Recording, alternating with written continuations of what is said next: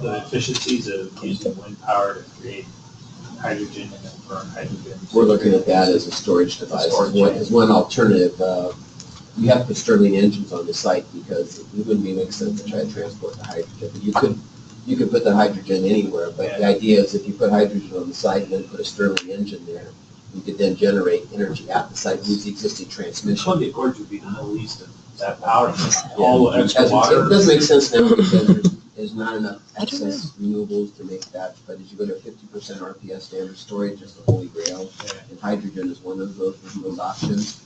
But you want to probably, my sense is you want to leave it there and then put Stirling engines so that you would have firm capacity. And you just take care, so the energy essentially, you flip it on and use that hydrogen to run the Stirling when the wind doesn't blow, because you got the transmission. If you put it someplace else, then you got transmission issues. Yeah. Hey, Herb, how you doing? Yeah. Good seeing you. Yeah, In the flesh. Instead of on the phone, right? Seen Herschel for a long time. You look great. All right, let's go ahead and get started. We got a full agenda. We do. And let's go around to announce who's on the phone first. Who's on the phone? This is Thompson on the phone. Hey, hi, Thompson. Anyone else? This is Romana Flores on the phone. Hi, Romano. Okay. Morning. Morning. So let's go around the table. Eric, you want to go ahead? Eric Meslow, TimberCon. Dwayne Johnson, Scale Up Partners. Herb Turkey, Conant. Jim Pyro, Portland General. Mark Lewis, Chief Education Office. Okay, thank you all for gathering on a Friday. Got a full agenda, and welcome to the folks. Oh, we have people in the audience just announce who they are so we know who's going to start over here. Trish Conklin, Oregon Department of Education, and Deb Bailey with the breakfast meeting, but she'll be joining us as well from Okay, Oregon. thank you. Crystal Mizell with the East Metro Student Partnership. Susan Inman, I work for Regional Schools. Bethany Schumer with Oregon Half. That's Sam Lamont with Symbiont School. This is Harrison will be the short book. Great, thank you. They all So we put have a together. chair for Oregon.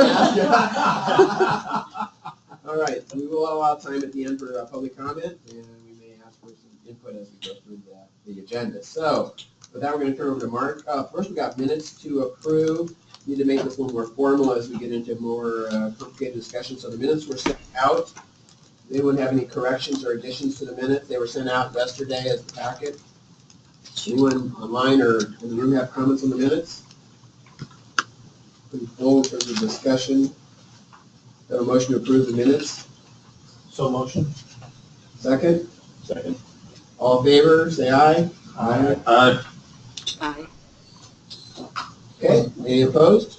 Okay, the minutes are passed. One note, Mark, you'll need, for official, you need to have a copy of the minutes to be approved in front of us.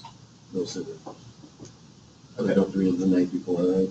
Well, yeah, they gotta be, let's go through the night before, but you need a hard copy in front of us. You have a hard copy. You have a hard copy. I did? Oh, there it is. Never mind. It's on the slide. I was like, what do you think? And I'm like, I think we have one. And those on the phone, but yeah. Okay, You have a apologize. Alrighty. Great, I want to quickly go through, thank you, Chair Pyro, and good morning to everybody. I want to go through just a few of the action items that start on page 3 over in the left-hand column. In the future, I think we'll put a summary of the action items right up at the top on the front page just to have them quickly available. As one of the outcomes from Lindsay's update last STEM Council meeting, we're going to ask the Department of Education to come back and just give an update to the council around the Every Student Succeeds Act, and they've been working hard to get public comment and input, and they're putting together various drafts, which I believe are, the timeline is to finalize by February, March timeframe. I mean, there's conflicting federal actually guidance on that. Somebody says July, but I believe our timeline is faster than that. Also, Colt Gill, the innovation officer, will be coming to the December council meeting to give you an update on regarding his role and the work that he's been doing around the state around improving graduation rates. On page 3, item 4, Dwayne asked about a list of partners for the hubs. That's in your packet. A summary of each of the STEM hubs as well as contact information there. So hopefully that will be valuable for you. I don't know what page we're on now, but the next one was invite Kristen Harrison to a future council meeting to share out on the progress of STEM beyond school, and she'll be here today to do that. That's on the agenda today. Cheryl Myers reported out on the post-secondary success grants. You should have all received the invitation for next Tuesday, November 8th at OSU to participate if you'd like to. There will be a convening of those grantees at OSU to talk about the work that they're doing to improve recruitment, retention, and success of students of color and women in STEM-related fields. And then finally, there was an action item around additional edits to the strategic plan and our work priorities. Not receiving any work priority feedback. It's back on the agenda for today's discussion. Okay, so that's a quick status. There's a couple of things that I'd like to also inform you about or bring to the council. One is around the STEM Education Plan public release. After consultation with Chair Pyro and Lindsay Capps, the decision was made to hold on the public release until post-election, just so that there's more eyes on it and it can make a larger public presence. And once we do that, we're so close to the Business Leadership Summit that the decision was made to be created in coordination with that event. So that's where we are with that. On that issue, we're trying to work with Lindsay in the governor's office so that she can talk about it. Hopefully in her remarks at the Business Summit, she will be a speaker at the summit. And we will probably have a breakout session around CPS and what we're trying to accomplish. We haven't designed it at all, but that's on December 5th, on Monday, December 5th. So, but that, we hope to make a big splash about it and really talk about how we're going to improve the outcomes for our kids and how the STEM strategy kind of moves us in that direction. So, yep. Still in the formative stage, but I think we've got alignment on that. That's the best place to do it and really get some press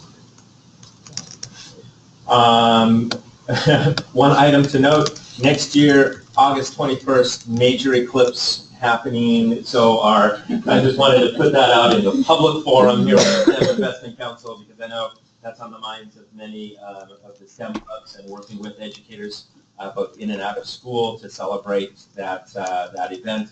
And good luck getting any sort of hotel reservations anywhere near Grand Ron or anywhere within the swath of the eclipse path. Personally, I'm planning on leaving here early in the morning and driving east. It's actually from the utility perspective, it's actually a grid event because we're depending so much on solar in California for energy. You can imagine if you're expecting on thousands and thousands of megawatts for solar, it's not there. And the system is kind of designed to have it there, and so it's going to be really interesting as we prepare and they're actually having a conversation around the reliability of I'll go petrol. Anybody that's planning capping spills includes the outcomes of our funding, not that. It'll be after legislative session, so, right. We can have a proclamation. Thanks, Wayne, I wonder. Tell me that better than you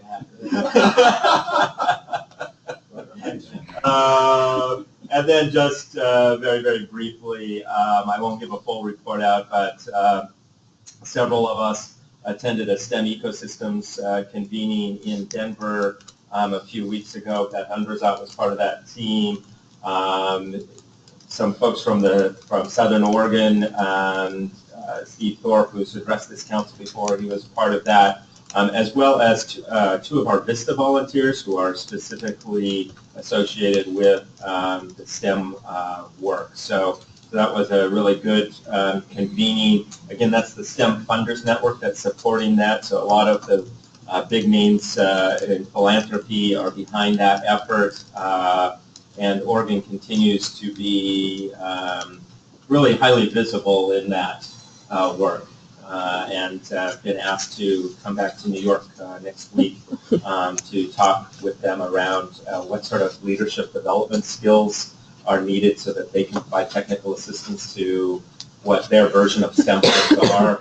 What kind of, because traditional leadership is not what's needed, really. I mean, what you need is part evangelism, part coalition building, a number of different things that is necessary to spur those efforts around. And then finally, there's going to be another STEMX meeting in December. That's another multi-state coalition, really funded and supported by the Patel. And that's been going on for 3 years, and Oregon is a member of that. So anyway, that's my update at this point. Quick question, how much of the private sector is involved in the conversation? In the STEM ecosystems work, there are several business partners at the table. In the STEMX conversations, there's a few legislative representatives. It's mixed, really. In some states, there's a great deal of business support, and in others, they're really struggling to get that. So. Any other questions? Just as we think about the next legislative session, the department is putting their budget together for next year. Just comment a little bit on how STEM is going to position the budget for the next session. Obviously, there could be some challenges, obviously, moving forward, but just where you're positioning the budget as of today. Yeah, thank you, Chair. Right now, all agencies are developing or have developed their budgets and submitted those to the governor as part of the budget process, and to the fiscal office as well. There have been, so currently the STEM investments from the last biennium are in 2 agency budgets, the Department of Education, the Higher Education Coordinating Commission for the post-secondary aspect. Those are part of current service levels, and so right now the anticipated budget for that would be what we received this year plus 3%. So that's in current service level. Obviously, there's a lot of time between now and legislative session. So the governor will put out her budget, and then the legislature will have their time with it. And there's certain measures on the ballot right now that could possibly affect the final outcome with that. But right now, it has very strong. It's in a really strong position, I would just say. So with 97 failing and 98 passing, we're going to be in a real pickle when it comes to money. So I think we ought to start sooner than later being defensive. The Business Council is trying to rally around what's an alternative to this and looking at what we can do to support the state. So there's still more conversation to have on funding and revenues and costs. Okay, Thank you. thank you. More to come on that. All right, so let's go to the next agenda item, STEM investment updates. Thanks for all your support, the work you've been doing. You're very welcome, and good morning. Morning. Okay, so I chatted with Mark a little bit too, and I'm going to give a really brief overview of the CTE investments that impact STEM education as well, just so you guys can kind of have an idea. We do the same thing with the CTE advisory group and give them a brief update on STEM investments. So there's a lot of crossover here. So. And the council have in their package Yes, this do. file. So It's kind of colorful. it is colorful. Yeah, that one. That's what happens when you have a former business and digital media teacher do things like that. I always appreciate that. I was going to start with the adaptive math pilot. So Mark Freed is heading up that investment. And he said that people are very excited about it throughout the state. And there are 17 different districts that are piloting it. One of the things that they're looking at is what is next. So they like what's happening, and they're kind of saying, okay, so where is this going to go? And so that's one of the big questions right now for them. I had a conversation with him, we're kind of talking about, rather than just looking at it as far as software, guided learning, looking at how it can really help with the guided learning, so teachers can have some students working with the adaptive math, focusing one-on-one with others, and use it as a tool in the classroom. The next. On that topic, is that existing program's all designed, it's just implementing the program in the school? Correct, there are vendors that they Provide can that. choose from. Or there's a set of vendors they can choose from, so Correct. we haven't picked one specifically.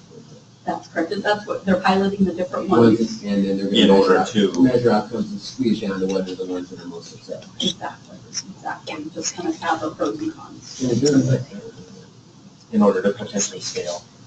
So it ends in June of 17, and then there'll be an evaluation done with the teachers and so forth, where they'll be evaluated. And do they have some metrics that they're looking at to measure the outcome of the program with the kids? I know one of the things Mark's really focused on is the voice of the kids and finding out from the kids using some, carefully worded questions, because they are young kids, Right. what it means to them, what the impact has been. So looking both at the adults in the classroom, but also the kids in the classroom, and trying to get that kid voice in Sense of there as well. engagement, and interest in the topic.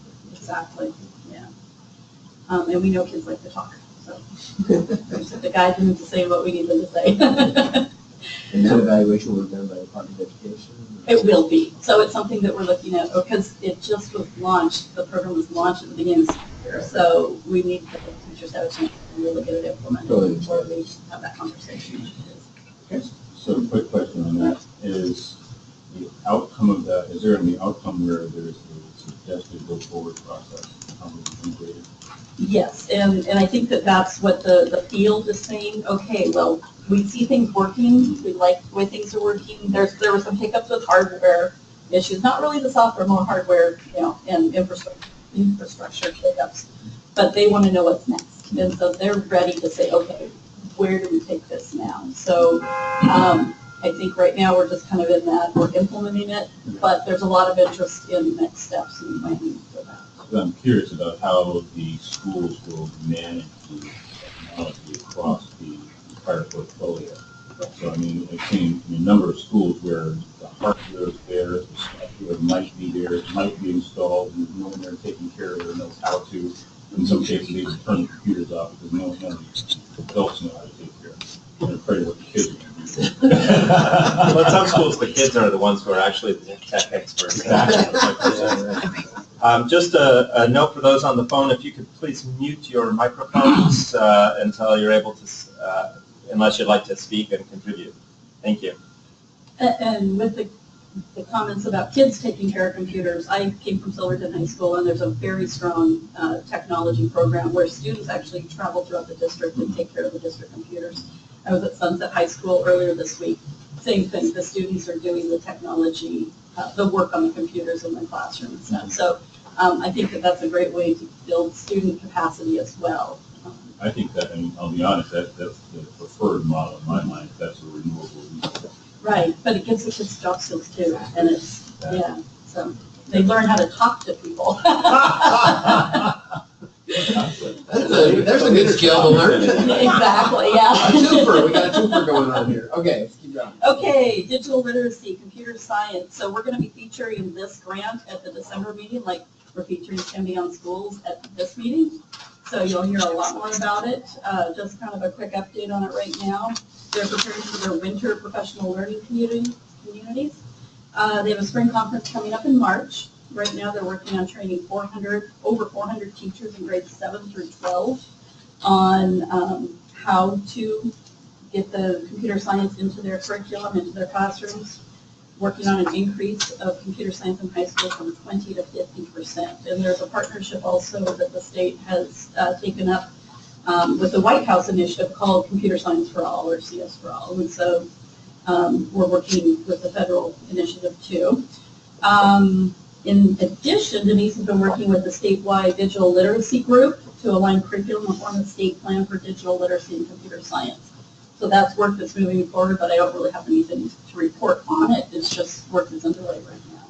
And those would be complementary efforts, really. There's a number of state leaders in Oregon, actually, or national leaders in computer science here in Oregon, and we're going to tap them as well to help develop that CS plan. So more on that, and certainly the council will be invited to participate in those conversations as well. So as far as the backbone grants, we have cohort 1 and cohort 2. Cohort 1 are the STEM hubs that have been in existence a bit longer. I'm going out of order for you, aren't I? Okay. It's on the top, I think. We're on the first page now. Okay. We're Um, flexible. So those, they're moving forward, and one of the things with their partnership plan and what they're doing is that's of course a very dynamic document, and so a very dynamic, we're gonna be working with them in order to see where they're going, where they're progressing, not just thinking that, okay, we wrote this plan, it's gonna sit there. As you guys in the business world know, when you have a business plan, it's something that is constantly evolving as life and the reality evolves. So same thing with the STEM hubs, is just working with them and providing assistance on helping them to evolve as our reality evolves. With the cohort 2, I have gone on a couple visits, but Deb Bailey and Sue Wilson have been out visiting all of the cohort 2 STEM hubs. We have received, is it 3 or 4? 3. We've received 3, officially received 3 of the partnership plans from the cohort 2 STEM hubs. That they are due by November 30th, so they still have a little time to get them in. We've seen a 4th one that they kind of gave to us unofficially to take a look at when we were visiting down in Southern Oregon. So we went through that and gave them some feedback, and so they're getting ready to submit it officially as well. So those visits have been going well. And then the cohort 1 programming grants are underway. And so one of the big things that the hubs talk about is the continuation of funding. So we work with Biennia, and there's that gap in between. And so at the agency, we're working on how to bridge that gap, helping them to understand how to utilize the funds over the summer. And that's both CTE and STEM side. There will be something in place that will allow them to continue utilizing the funds in the summer for teacher professional development, student programming, and that type of work. The regional STEM innovation grants, so Lynn Benton, Lake, and Columbia, those are moving forward, and they're on track. So I guess that's the big update there. We'll have more later. In math in real life.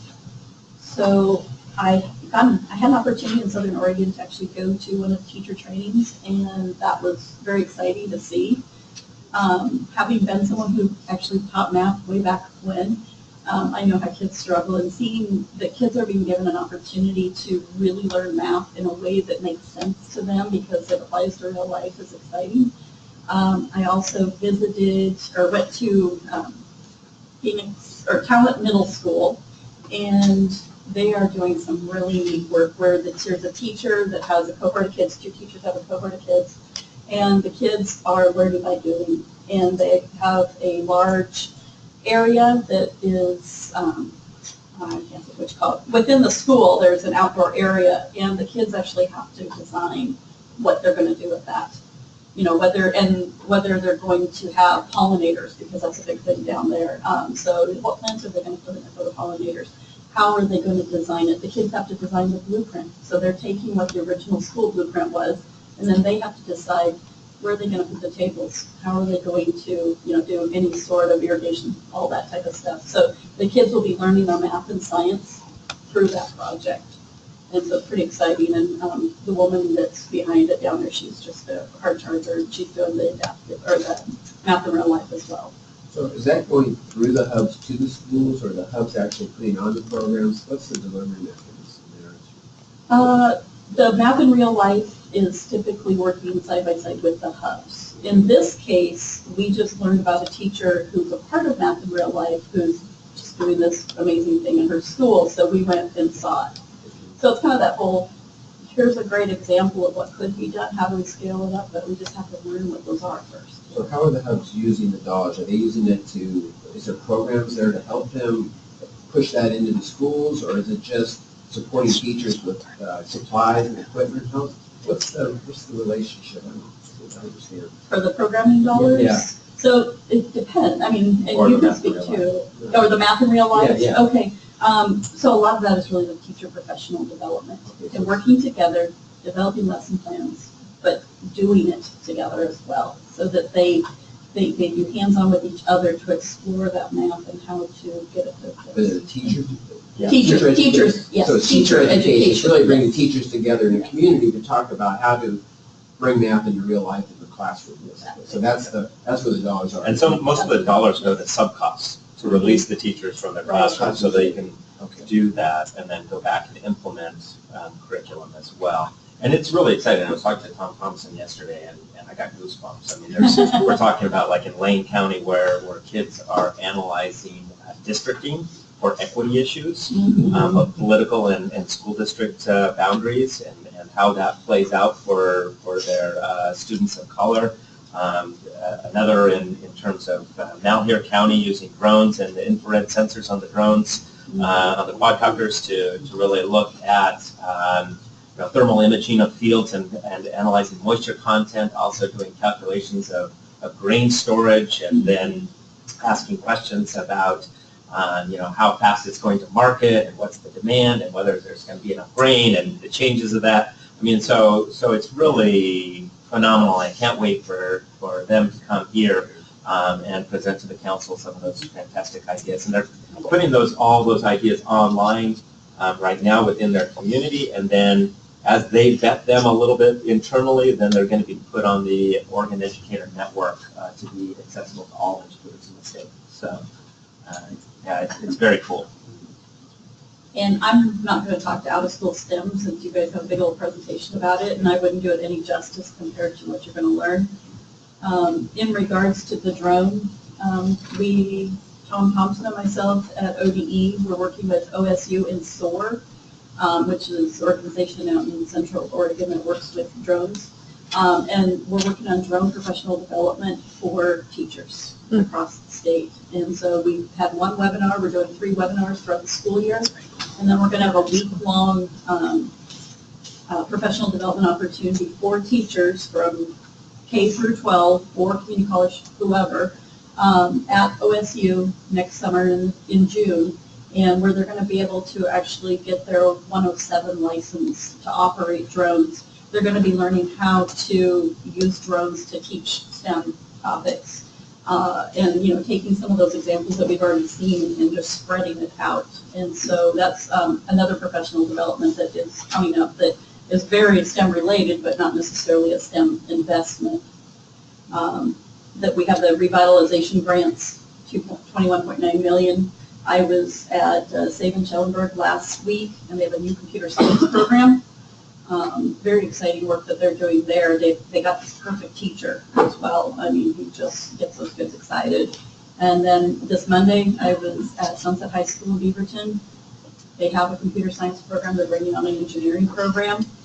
Work side by side. They brought on a 3rd teacher, who's a math teacher, who's now going to be teaching engineering as well. And so they're doing some great things out there in Sunset. And so those CTE investments are really helping with STEM as well. The career technical student organizations, one of the things we're looking at this year is to charter within our state technical students association, TSA. So it's like FBLA or DECA, Future Business Leaders America, DECA, FFA, Skills USA. It would be another one, and it would really tie into the STEM subjects a lot better. And so that gives students an opportunity for leadership and to apply that learning in competitive events and other things and stuff. So that's something that's kind of exciting as we look at bringing that to Oregon. I've seen some TSA kids present nationally before, and I mean, one of the kids, wow, he just was amazing. He was in front of legislators in DC, and he just stood up there and talked about his education and everything. And so if that can prepare kids like that, I'm all for it. So. Summer programs, I work directly with the CTE summer programs, very STEM focused. Aerospace out in Treasure Valley Community College for Malheur. We have CSE Quede here in Hillsboro that it was really cool to see the kids be able to jump in and do engineering and drafting type of work. And when I talked to the kids after doing an industry visit with them, what they said was, I never wanted to take these classes. I was really embarrassed. I didn't really know the language. Now that I've done it in the summer for 2 weeks, I feel that now I can take the class and I won't feel so intimidated by just this technology stuff. And so that was kind of a cool thing. So we're seeing those summer opportunities through CTE dollars as well. First Robotics, $500,000 out there, and I noticed that wasn't on this list. Is that because it's, I know it's separate, it was kind of called out in the legislation. Are we monitoring that? Or do we have an accountability around it? I guess that's one question. We don't have an accountability. Well, the department and the STEM Investment Council do have an accountability, but this our department has been entirely, it's a legacy program within the Department of Education, so it was on autopilot from Thompson, really, so. But happy to report back to the council. Well, I just think we, that's a scalable program, and the question is if we try to advance STEM in the school system, we've got a limited amount of robotics going on, and I don't know if all kids, especially from an equity perspective, get exposure to robotics. And I just don't know if we're hitting that market where we could be more effective in areas that aren't getting that exposure. Because I worry that it's been done in certain districts where maybe the parents are more proactive or there's teachers, but we may not have it from an area where we could use more exposure. There's actually an extraordinary network, and Kathy Swinger, right, with ORTOP has done a phenomenal job of getting that out, particularly for middle school kids. It's high school when it gets to the expensive robots that we have a more limited exposure, but Oregon took nationals this year, right? So Oregon, and they are not from an outdoor community. yeah, and I can provide Mark with the information on FIRST and show you a map of where those grants are throughout the state if you'd like to follow it. So, thank you all. Thank you very much for all the work you've done. You've made great success, and the money is being deployed, and we're starting to see things show up in the schools. Yeah, also that you- Obviously, the scaling these up is always the big challenge, and that's really the next conversation that we have. Yeah, some are being taken to scale right now. So we can pause here. We have one of our new STEM council members that just joined us, Celeste. I don't think we had a chance to introduce yourself and talk about a little about your background, and why don't you do that just for a second, introduce yourself to the council. Sure, I'm Celeste Edmond. I'm the CEO of Lunar Logic. We're based in Eugene, Oregon and Lake County, so south. I drove up this morning, and our connection, we have a software company that does business integration. My husband also has a software company that does restaurant training software, so we both run companies that are software. When you know what you know. Right? What are you talking about at home? Yeah. Now we have something. You got the better business. You got the better business. My It's a business is competition. bigger, but it's a tough time. They've been talking merger, but they can't work out the deal. Yeah, you guys know anyone good? So, between us, we're just over 55 people for employees, and we hire a lot of people that are not from traditional segments. So we hire through Workforce Partnership, Workforce Lane through the Workforce Partnership. We hire direct from community college and high school, some from the university, but there's very small classes that graduate in the areas that we need. And so what we end up doing is training. So we do a lot of training. So STEM, as I told Mark, initially STEM was something very selfishly that we wanted to invest in because it would feed our businesses and provide us future employees. But as time has gone on over the last several years, we've become very committed to STEM as and I'm not an educator, so I apologize when we use all the wrong language, but as a methodology, so to speak. And we've seen the impact that it's had. So, for example, with robotics, there's been 2 districts in our areas. There's robotics, but they're clubs, right? So it's not a class. There's no programming classes in the high schools in our county at all. We have over 400 firms in our area, and we've got more than 100 jobs right now, but there's not a single programming class. But there's a couple of clubs, but they're actually in rural schools like Triangle Lake, where they really have a committed teacher. So again, it's the program and the teacher. And I've had some exposure to the STEM Hub, but not a lot. But what we've done is, personally, is I've had sort of a haphazard experience where I've connected with a teacher or a principal or a superintendent to try and make something happen for our industry, and realized that that wasn't the most effective approach. And so now we're looking at it more from a system perspective and how to have a broad, more consistent interaction so that our dollars go farther. But now it's become, we really see, and I say we because we have 2 tech firms, but we really see STEM as something that reaches across industries. And most of my clients are manufacturing, timber, food and beverage, so very traditional Oregon companies that also need people in tech.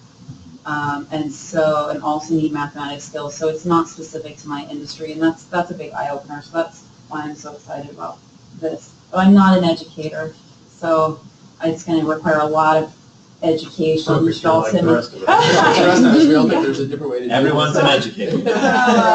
Yeah, so there's things, you can also need things of how I can educate myself, you know, that is part of it. I like the curiosity of STEM too, so, Very cool. Well, welcome to the council. so thank you. Your input and thoughts. All right, Mark. Yeah, great. Well, thanks so much for providing that background, additional background. As I said, last time we had in front of the council, I sent out a framework just to focus some of the conversations around some potential buckets for our work going forward as we seek to operationalize the strategic plan and look at the role of this council going forward. And I'm really seeking your guidance around what you want to talk about in the coming months. What sort of questions, what sort of issues, what sort of information will be helpful for this council to feel like you're being effective, engaged, and moving this work forward. So I really want to open up the conversation a bit. What I've done is take the pages of the strategic plan that have just our goals and key priorities and initiatives, and I've highlighted those that I felt were within the business and industry realm. So it's not specifically to the council, but that could be from the council's perspective as business industry representatives, a place for you within your own spheres of influence to help move other industry professionals and organizations in a direction that is supportive of the strategic plan. So you can look at those as places for potential questions, but I just really want to open it up. Some of the things that we have talked about in this council. Also, a question has come up around looking at STEM school designations, and what sort of criteria across the country are related to those, and whether or not that's a good idea for Oregon. We've talked about championing public relations campaign. We've talked about a number of other things. So I just want to have for the next 25 minutes or so an open conversation and see where this council wants to go in the months ahead, so I can develop a work plan and get that back out to you. I have three. I'll jump in right to start with. I think we need to continue working on the metrics, be able to show progress. I think we started that process. We've got to finish that and continue to have that conversation, both qualitative and quantitative, because some of this stuff is not going to be quantitative early on, because it's going to take a number of years to watch kids to see how they do. So what Trish talked about is just talking to kids and what their experiences are. So I'd like to spend some time on the metrics again, and I know we started down that path. Lisa, we need to continue that effort. So what specifically would you like to see? The data itself? Would you like to, one of the things that we have to close the loop on is the definition of the STEM courses, and we need to engage HEC around that, as well as the Department of Education. And then monitoring the metrics we have, and then looking for some new, maybe, this is a long-term plan, we're not going to change overnight. We've got to find some of those intermediate metrics so that we can show progress. The legislature's going to ask, what are you doing for me today, and how are you making a difference? And I worry that this is a long game, but they want to see progress in the short term. For marketing purposes, if nothing else, if we just go with our 2025 goals, it's going to land with them. Yeah, and to the extent that we're asking kids their experience to changes, are we making a difference in those stories? Maybe the things, the early wins for us that hopefully sustain us to the long game. But having those longitudinal metrics to be able to track kids and seeing different outcomes is really important. Because I think, again, we're going to be asked, are we investing the state's money wisely? Are we getting kind of the outcomes we want? So that's one, right, we need to add to the work plan. The second one, and the one I worry most about, and this may be working with the Department of Ed and Lindsay and others, is how do we bring these to scale? I think we may be program rich, but system poor, in terms of having it across our system. And I think have a conversation around the commitment to bring some of these great programs to scale, because we're not hitting the whole population, we're missing that. And so I think we have to have a conversation between the Department of Education. What is the long game here for getting these things to scale? Because they're working, they're successful, but if they're just being hit and miss, we're not going to get the kind of impact we need. So I'd like to have a conversation. And the third one that is really concerning me is the equity issue. Is, are we hitting the areas that are most not performing in this area, not getting the results we have in terms of outcomes? And I think we need to focus on those programs. If we're going to bring them to scale, let's bring them to scale in those areas where it's most needed. And let's get on that, because the numbers are appalling in terms of what we're seeing on that side. These great programs, either Math in Real Life or whatever the programs are, computer literacy, we need to get those programs to the areas where the kids are most vulnerable and not getting these programs. So those are three hot topics for me, and they're not on this list necessarily, but I think as a council, we need to, they're indebted in here. Yes.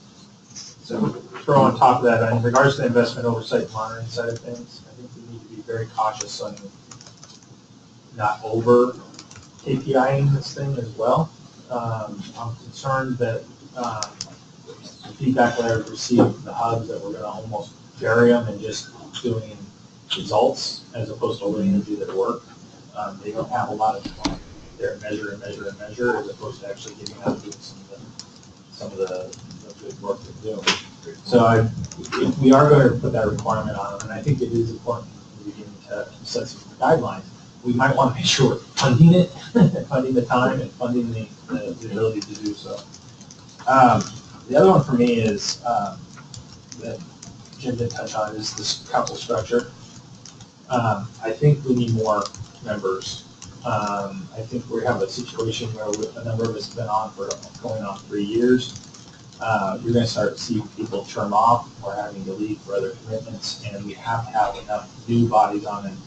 We need enough overlap, and I don't think we have it with the current number of if we're successful with the CTE STEM combination, we will grow the council. I think the idea is to grow it and bring more ex officio members onto the council. The educators need to get to the table so we can hear their voice. So, I think Mark and I have had this conversation. Is that the feeling was, let's not address that now until we get through this, because we want to leave at least a little space to add CTE representation at our table, and then the ex officio members, which you give us. So I totally get that, and hopefully we can get that legislation for the next session. Hopefully that brings those two efforts together. Which brings the last one up, is advocacy. As you guys know, the legislative session doesn't start just in February. It started in September, and it's going on right now. And council meeting or legislative days and everything in December that are going to be coming. It's important that we start to figure out who we're going to be tapping on now and starting to warm them up in the bullpen, so to speak, get them on message, start for our advocates. And for me, it's always important, obviously, the givens, the business folks and the educators, but the legislators want to see the students. So, and those tend to take a little longer to groom and find. So it's important right now that we start canvassing all the hubs and all of our contacts and find out what student advocates are going to be able to come in at all levels, stand up in front of the legislature and say, what to give us. Did we put a date on the calendar for a STEM day? We did that last session, not the short session, I think the long session. The short session, we had a STEM day. We did not. There's a CTE day that's organized by industry. One of the things that is currently in the midst of planning is a symposium around February 21st or 24th, which is in the early part of session. Right now, that conversation is focused on the metro, the greater metro region, encompassing 4 of the STEM hubs. But it can go further, and certainly the CTE STEM Employers Coalition could be very instrumental in organizing those kinds of days. That's not something that the Chief Education Office has a... There is the STEM week in May. Yeah, the STEM week in May as well. Yes. And we did have a STEM day in the last month. The individual meetings, right? The long session, yeah. But we didn't bring in kids and all that sort of stuff. No, we just kind of CTE. There's a lot of opportunity there to coordinate, and I guess the question is, are we gonna try to act as the coordinator on this or not? Or should we rely on our industry partners at TAO or CCA to do it?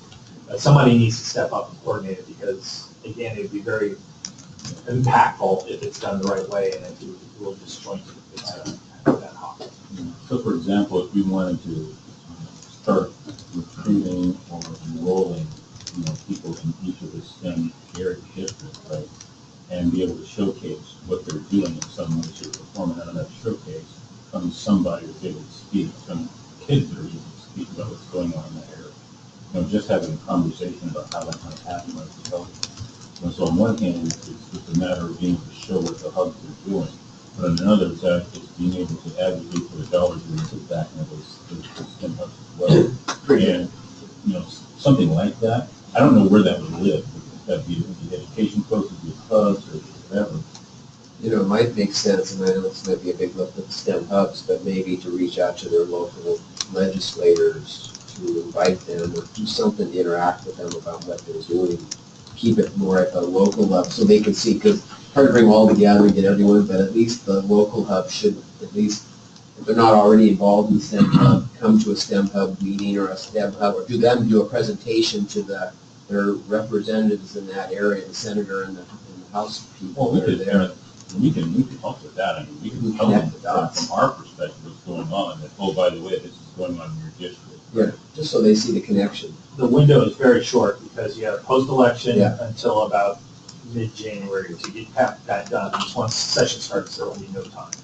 So it would be great if we could warm up the legislators as well before we actually get them in So it Salem. might be an ask to the STEM hubs to just go present to, not necessarily have them come to a STEM meeting. Go have that would be a lunch. good Do alternative. whatever Have it lunch with takes, them. get in front of them. Get in front of them, because I think they can tell the story of what they're doing and why it's making a difference, because for us to do it, it's kind of a step removed. So not getting too tactical, but being tactical, Mark, how do you get that word out to the hubs to say, we kind of expect you to try to do this in the next? So actually, for the last 2.5 years, in almost every conversation that we've had with the hubs, we encourage them to engage with legislators and their legislative aides, both in terms of governance, in terms of stories, in terms of inviting them to programming events, particularly over this last summer. Many have been doing that. Several of the hubs have legislators who are on their governance committees, and they've coupled with getting into the media, because you're right, meeting with the legislators in district is so different than, and has a much greater impact than meeting them in the Capitol. So yes, we'll continue to emphasize that. And then the legislative map, as things are clarified on who's going to be in leadership positions, we're going to need to figure out which districts and which have more. So maybe we can send something from the STEM. That'll be helpful. Encouraging that. So maybe we can suggest that. Yeah, from the STEM council, that asking that and sending that out to the hubs would be great. And report back so that we can get a sense of what the reaction was. So that we've got advocates out there, that's really important. We'll question we're asking them to. Yes. And you'll also hear from Beth Unverzagt after this, in the next item, around the municipal convenings and the work that she's done to spread the word as well. And then, did any of the STEM Hub members want to talk at all, Kristen or Crystal, about legislative engagement? Yeah, I definitely that we actually have Okay. Penny Swisher, the U.S. Secretary of Commerce at one of our events. So I know that's very, and I had the Commissioner Richie was at my partner meeting and really looking at getting that conversation going. I would say, and I don't know that they're necessarily representative, but there are some of our legislators who we know quite well, and there are others that we don't know yet. And so in that sense, for those we know quite well, it's a great time to kind of have a charge to the hubs and a time frame. Because there is a long list of encouraging things we do receive from our things. You give a priority Some kind of a charge in a time window would be awesome, and then maybe an offer of an introduction if you happen to have relationships with some of the folks that don't yet know the hubs well. I guess not solve this problem now, so I think it's a good idea, just because we gotta, so let's go around. You have any other comments, Eric? Thank you. Dwayne, you're good? Herb, you have anything? Really, on this one, additional investments. You're saying look at emerging areas, you're talking about other areas of business or gaps that you may not be looking at now? I'm not quite following what you're asking for there. Yeah, so this would be anything else that has come up in the context of our conversations. Some of the, as we look at, I mean, of course, the funding, the role of this council under House Bill 3072 will be to make recommendations to the HEC as well as the Deputy Superintendent, Salam Noor, around the how to allocate the funding. So that would be coming up. And so, you know, there's a combination of staying with the things that we're doing, bringing things to scale, and then are there other things that have come up in the last 2 years? One of them, or in the context of the STEM investment plan, such as you know, guidance tools, career guidance tools, and guidance counselors has come up several times. STEM schools and designation has come up a few times. You know, so are there other things that you know, working with educator prep programs and strengthening educator prep programs?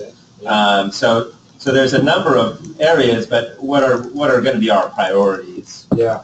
Right. Where should we focus our time? Also, it seems like on the metrics, that would be really important to identify those gaps in the equity. Yeah. Hopefully we can get that data. Yeah, if we can get the data. We do have some, so we'll bring some of that back. Yeah. Celestia, your thoughts? Kind of muted this whole thing, but same time, not feeling your way, but any initial thoughts? Have us change it. Talk about our logo, would you? Really? I forgot to brief you on Eric. One of the things that I would say is in particular on advocacy and communication, is to consider including in our strategy a component of positioning STEM as a brand in Oregon. In other words, that there's excitement around STEM in particular, as opposed to STEAM and STREAM and all these other things. It gets very confusing for people who would vote for legislation or who would approve budgets. You know, and as we were talking about this in my county, we were talking about, God, it would be awfully cool to have something like a Built Oregon approach to STEM, where we really highlight these programs and these kids and these people in a way that has a lot of earned media and media exposure. So that would be something that I would suggest we consider as part of our strategy, although I don't know that it falls in particular in item 4. But how do we position STEM as a significant brand that people want to get excited about? It's really connected at the high wage, high demand jobs too. Well, I think there's a challenge in how you position that and to whom you position it. Certainly, Right. certainly. And I do think that's a conversation that we can have in our communication. Are you looking to join the committee? I hear our new communications. Speak up, you red log. In Rotary, when you show up late, you're on all the committees. But it is, you're right, it does need to have some thought about who the audience is and how you do that, but. We clearly recognize parents don't understand the opportunity around STEM and therefore don't steer their kids in that field. They don't understand the connection to high wage, high demand jobs. So it's an equity question as well. For certain groups. Right, like the summer program, maybe leverage that so students get that limited, you know, there's a lot of ways to do it, but that it becomes a brand and not one. So Eric and I are on that. Yeah, that's right. Consider it. Okay, let's go to the people on the phone. Thank you. Thompson, do you have anything on your mind in terms of priorities not on this list? I think we need to focus on. Yeah, I would. Yeah, what I would say really kind of echoes a little bit. Can you guys hear me? Yeah. Okay, good. I wanted to echo a little bit, Jim, some of the stuff that you were talking about in terms of the focus on the metrics. And I feel that as a group, that there's certainly opportunities for us to improve our focus, particularly around the areas of inclusion, and how we can be more proactive in focusing efforts not only to understand that issue, but also to be more proactive in actually addressing that issue. Identifying where we can develop some proof of concepts that we demonstrate that we can really have a cultural impact, because a lot of this is a cultural issue that we have to address. It's not just an accessibility issue, and I think that we have to really look to find examples where we can prove out models, and then to the second point, to then leverage those models. So what I would encourage us as a group is to sharpen both our focus but also improve our ability to leverage, because without that then we can't really have that strategic impact. And again, it's a little bit like sprinkling water into an ocean. We know that we have very limited resources, and we have to make those resources truly have a systemic impact. Thank you, and just a quick note on that. Tana actually, from the Tribal Workforce Development and Outreach Coordinator, she's going to be coming in December to talk about a STEM program that's a tri-state program reaching Native American students. So that will focus on that. Romana, do you have any thoughts? With the outreach, well, I think we also have to be conscious of how to reach these families. You know, a lot of the information that I come across and try to communicate with families is not translated. So even if these programs exist in the communities, they don't know about them. They don't know how to proceed. So they really truly struggle unless they have somebody that is there to get them that information and also be able to translate what those opportunities are and what is the process for engaging in them. In your mind, are there community partners out there that, as we think about advocacy and communications, that are natural allies on this topic in terms of getting and reaching the parents, in terms of connecting them to the opportunities for their children? Yes, definitely. There's a Latino Network. There's Mujeres Adelante. Those are the two that come to mind off the top of my head. There's the Society of Hispanic Professional Engineers, and that's where I am right now at the national conference in Seattle. So it was perfect timing because I just came out of one of the workshops that talked about how to motivate our youth in the schools with STEM for summer programming. Did you find the secret sauce?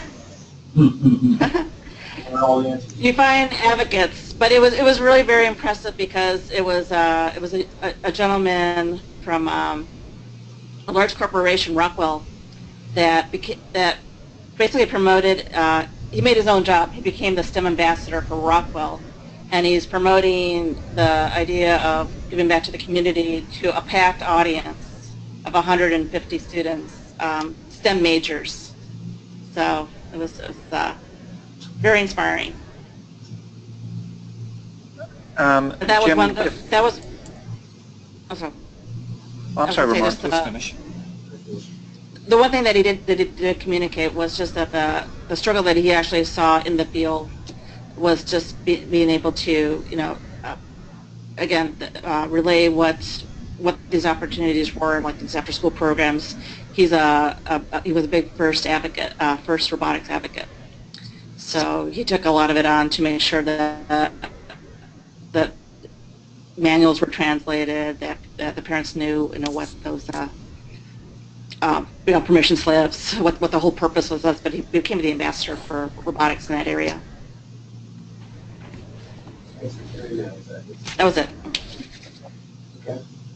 I wanted to say, if I could just have a second and add a little bit from where Ramona was. We've been running because one of the challenges you have is trying to find the on-ramp. How do you get the on-ramp so that you expose this opportunity to younger students, and students quite honestly of any age, who don't see themselves as belonging or in any way relating to these areas. And so one of the things that we've been doing is holding make-a-thons. We've done them twice now, and the last one was just done in Willamina, which is a timber town, which is an impoverished timber town at the western edge of Yamhill County.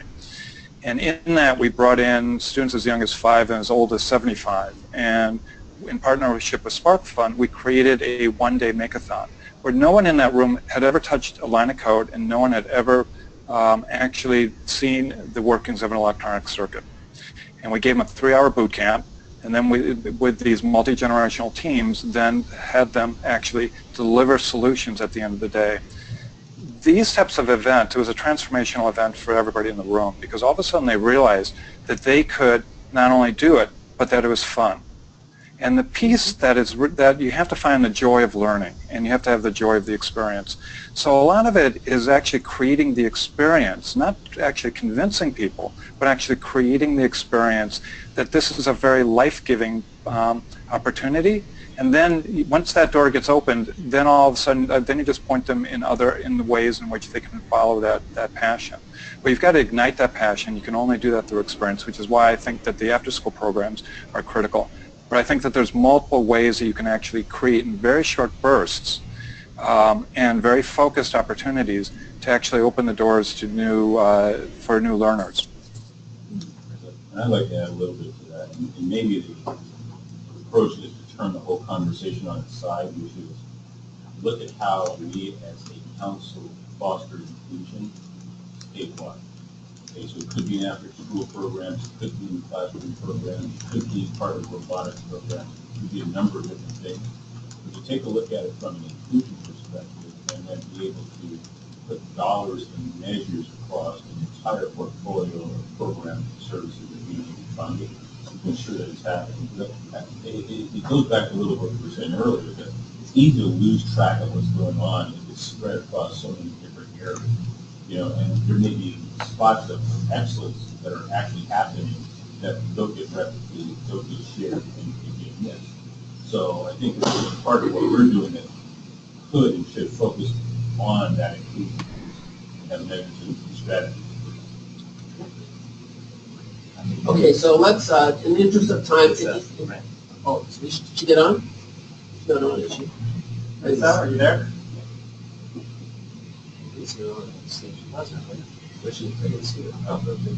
Okay, in the interest of time, if you have any additional thoughts on the work plan for this year, send them to Mark. We'll capture those thoughts, make sure we get it planned through the rest of our council meetings to address some of those topics, figure out the right way to do it, and continue to advance the conversation on these things. So we still need to continue to have our committee structure. I do think we'll have to rethink our committee structure. We'll go with the strategic plan completed. Not that we don't want to keep refining the document, but we may be more focused with implementation, and maybe we can kind of morph the strategic plan committee to maybe the next step of what goes next. So it seems like that morphs really into this investment oversight and monitoring around data and metrics, doesn't it? I mean, so That's where I think we'll try to merge those. Okay, let's move on to the next topic. The next one is The STEM out-of-school policy with Beth Unders out from Morgan Ends. So we've got a series of some of the out-of-school and programming here for the next 3 items. Will be really focused around programs in that out-of-school space and equity. You'll see as a major component of all aspects of this. I'm bringing my friends. Okay, great. And I think we're going to need like 2 minutes as people get water and use bio. We have 2 minutes, is what you said? 2 minutes. 2 minutes. Go. Check business. Yes. Hi, I'm Susan. What is your address? Oh, really? Yeah.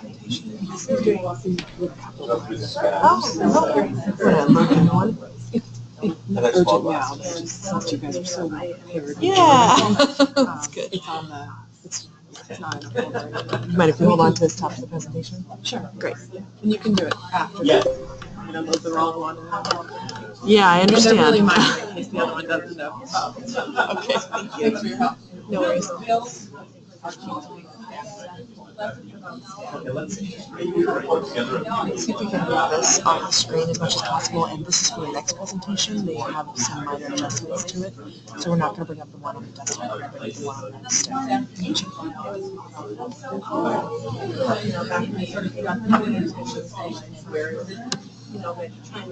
We just talked to, Ron.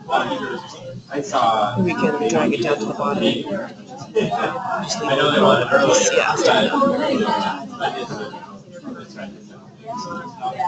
We don't need this though. We don't need that. You can. Perfect.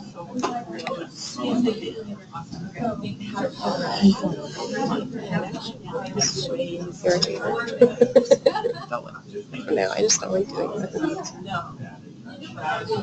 We have a few minutes. Did you want to try pulling off a new version, or you want to just wait? I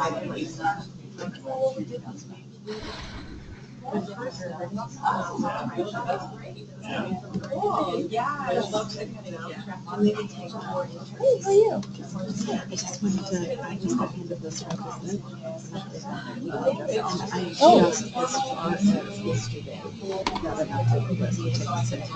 Oh, perfect. Yeah. Those are good. So I like to listen to it. There's no E in this side. Okay. Got it. I'll just hand it to you because I said I think we produced this. And I'm just finalized the updated contract. So I haven't even had a chance to read it on Monday. Okay? Yeah, I heard you've been all over the stuff. Yeah. Yeah, it's getting old. I bet, like a lot of car types here. But we got the outer runs done for the Oh, good. Right before winter season. Yeah, that was the plan to get us done. We've had to reschedule these metros because of second we were just supposed to go on Saturday. We did it at COVID, but it got canceled. Yeah. So we scheduled that to December. That's the latest one. We'll have them all. December? Yeah, beginning of December. Yeah, we'll have them all. Yeah, perfect. That's exciting. No one's there. Yeah. Once a year, I think we're just there. Yeah. Well, maybe that's what we'll do, but we'll see. We'll see. Is it just two of you? Susan and I, yeah. You guys are going together to each class. At least this first time. But, they'll probably go to areas that kind of specialize in. But she's only been aboard like 3 months. So next year I might be able to split it up. Hopefully. We'll see. We'll see how it goes. So, and we're still trying to figure out our department. Like, I am still trying to figure out. That's all right. They use technology too. Look at Zillow. We'll get there. Legislative session. This is why we saved the J drive, because if things blow up. I don't think there's any. I don't think there's any. Everyone else, are there any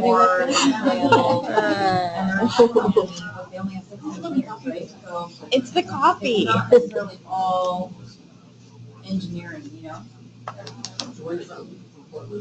I'm sorry. I've lived here a long time. I've lived here.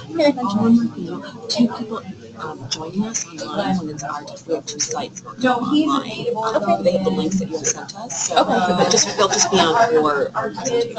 Okay. Do they know? Are they going to come on for a video? I think we're just going to be it should just be them as either talking by phone or by video. I don't know what their capability is, where they're at today. So one's traveling and one's we'll just see. I can text them too.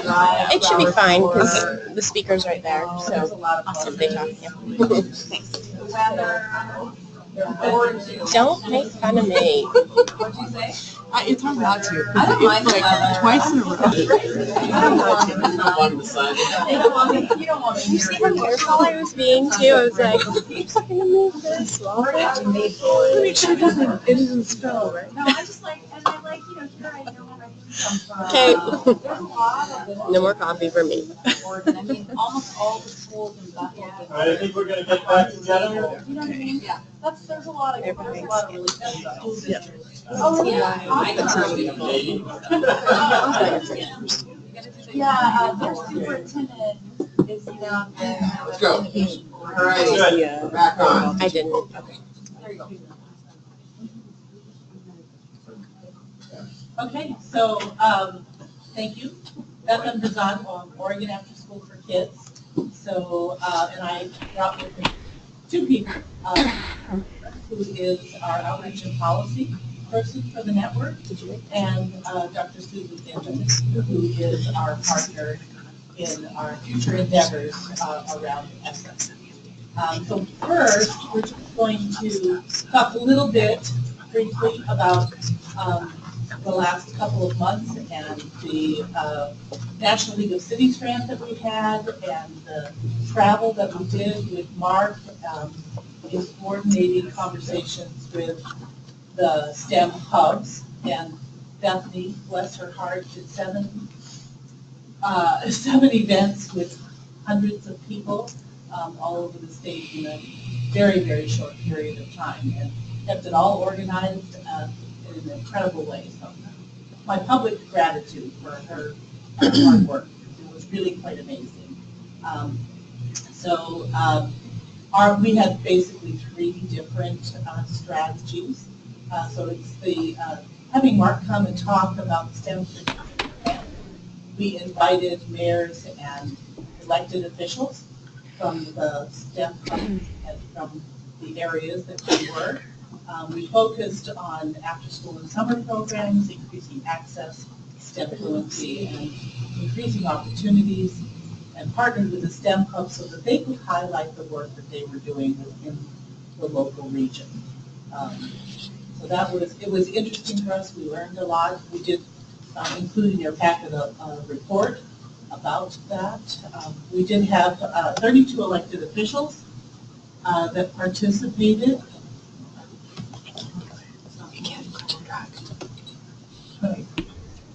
So these are the hubs and the areas where we went and the number of participants.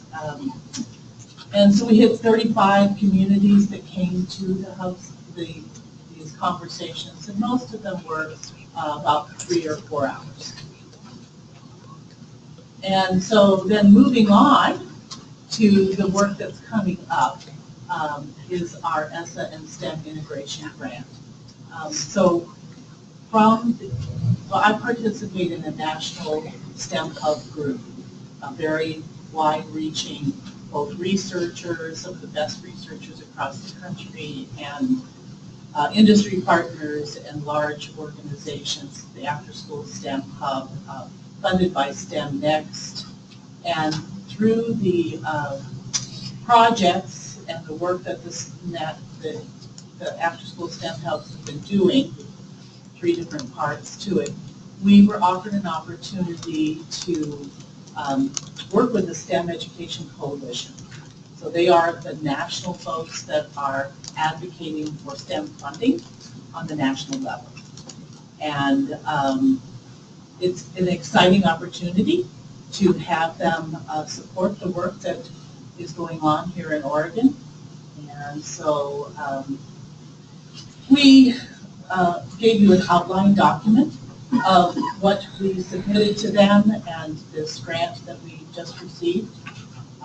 And we are putting together a team, and the work has to happen very, very quickly. So we've been talking to the Department of Ed, and part of the reason why Susan is participating with us is that she's a principal. She's also been at the Department of Ed. She understands federal rules and guidelines. And so her expertise, her previous work with STEM and CTE, as an educator, she's lived both urban and rural, so brings a lot of perspective, and so we're excited to have her work with us and with the Department of Ed and with the STEM Council to really look deep dive at how after school, out of school time programs are implemented in our state and how the STEM strategic plan is integrated into ESSA. So ESSA is our state's plan. I mean, that's what we're submitting to the federal government saying, this is how we're going to do education in Oregon. It's a big deal. Just to let you know, ESSA again stands for Every Student Succeeds Act. It replaces the No Child Left Behind Act, and it's the guidance for all federal dollars flowing to state departments of education from K-12. And so you'll hear things like Title I, Title II. It's very confusing and all of that, but there's opportunities within that. Then each state has to create a state plan how they're going to spend and allocate those federal dollars and what sort of metrics they're going to use to hold themselves accountable and their districts accountable in order to improve outcomes for students. So it is a very, very big deal. Yeah. Sorry, I just want to well, you're right. the acronyms abound. Yes, absolutely. It should be fined 25%. Well, you're in the STEM committee. That's right.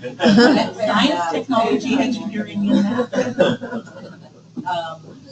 So what we proposed was to do a current, very quick SWOT analysis of STEM CTE, an analysis of policy proposals, sort of taking a look across the country. We have support from the National Conference of State Legislatures, so we can ask and then through STEM Coalition, sort of the underground, what is actually moving forward. And then develop a written vision for a connected ecosystem piece with a STEM strategic plan and the state plan that gets submitted in March. And then produce recommendations to the council and develop communication materials, and continue our friendships across the state. And we're pretty, this is like the moment of beginning is today. And we have a draft outline. We haven't really had a meeting yet. We had to put in the draft outline to them. So it's pretty fast to actually hit all of the deadlines along the way. November 16th, November 30th, December 14th. So on the back side of this document, it actually shows what our work group plans, meetings will be.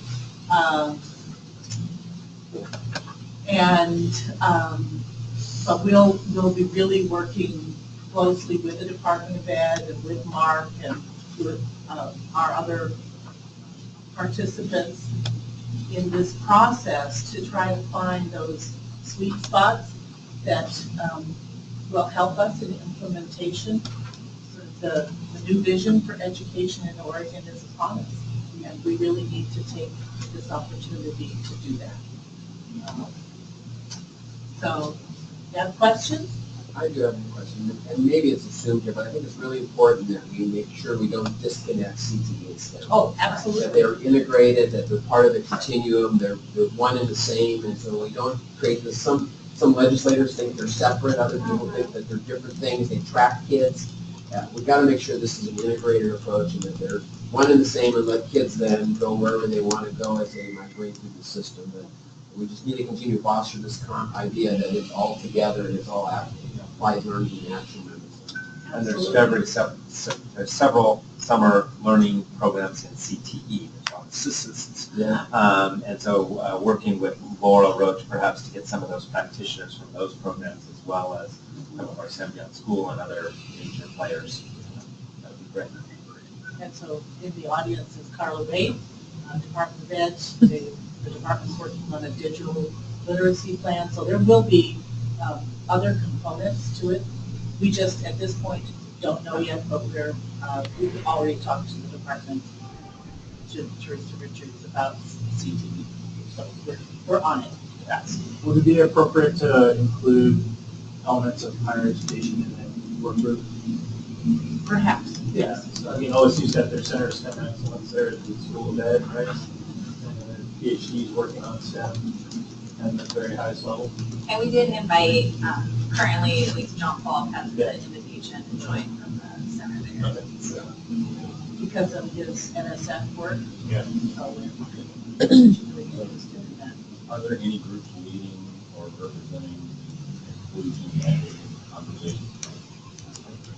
As part of this, there are, so we've had discussions about that. The question is who, right? So there are programmatic people that could be invited to participate.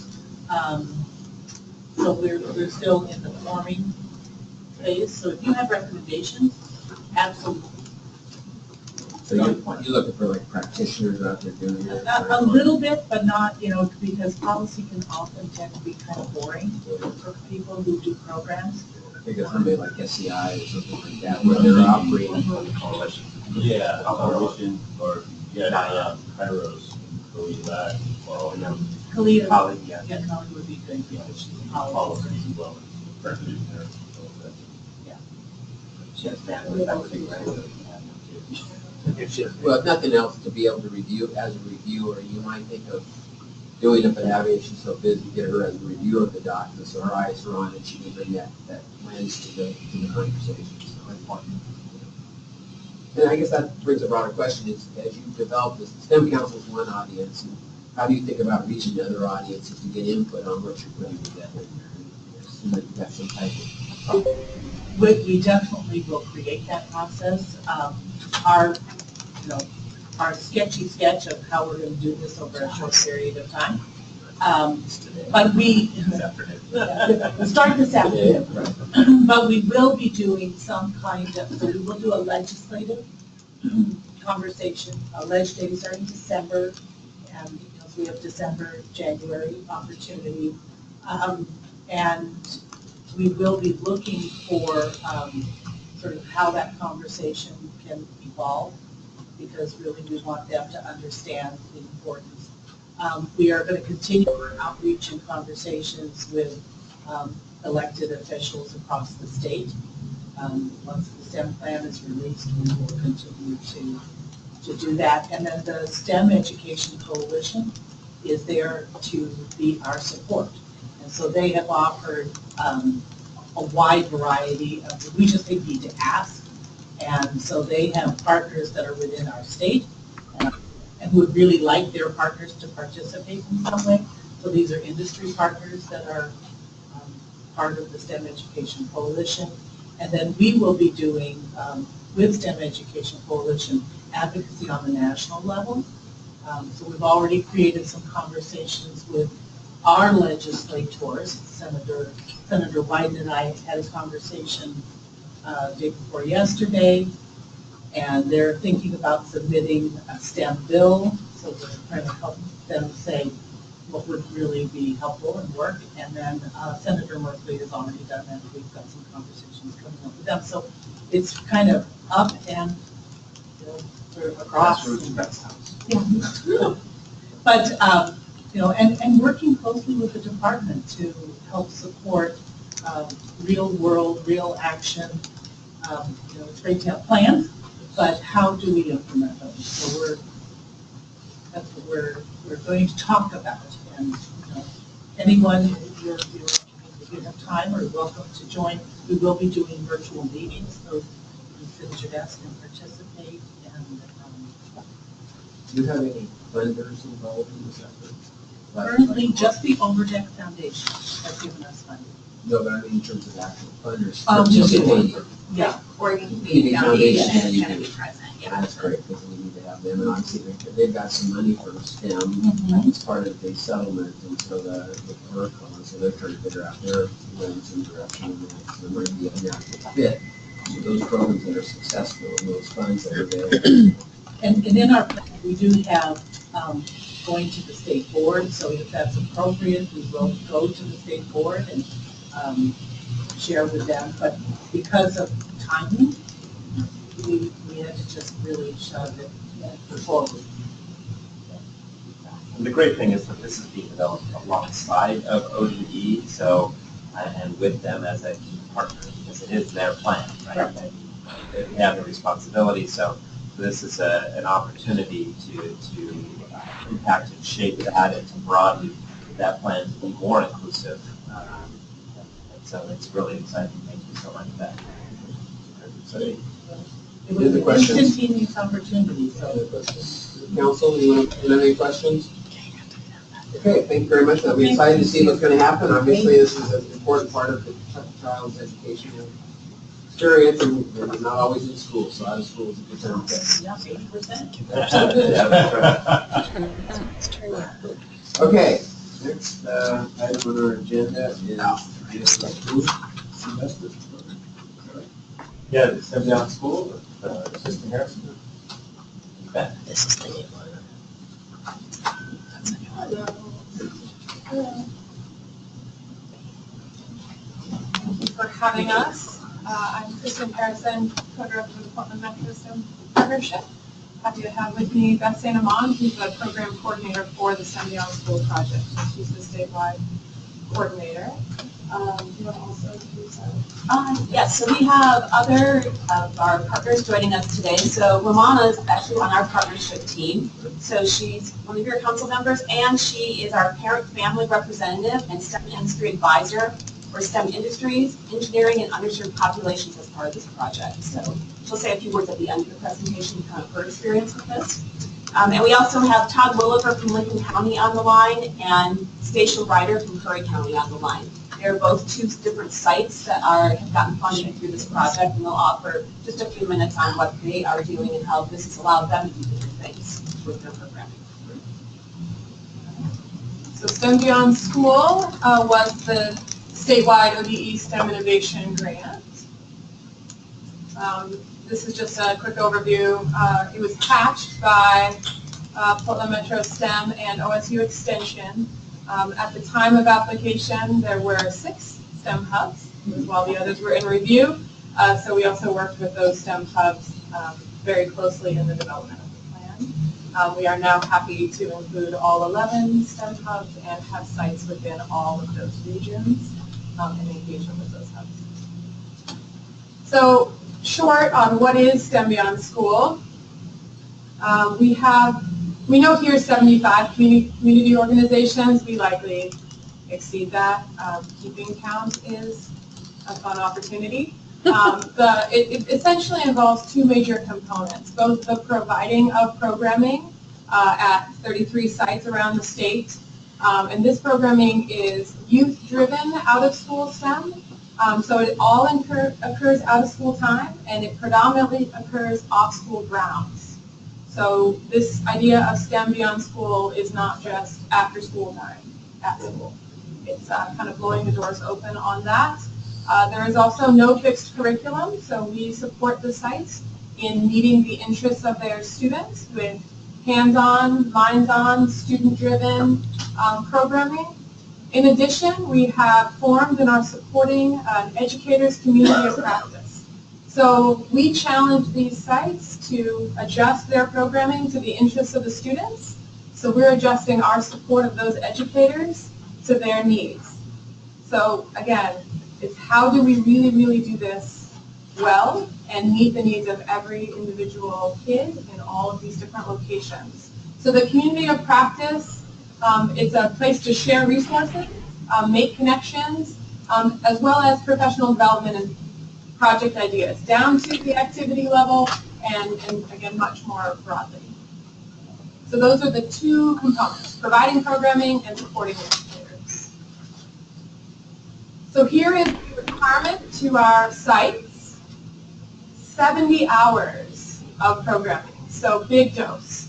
That number came out of the RFP as a requirement from the state. We are happy to support large dose. There's great research around it taking a big dose in order to make the gains that we want to see.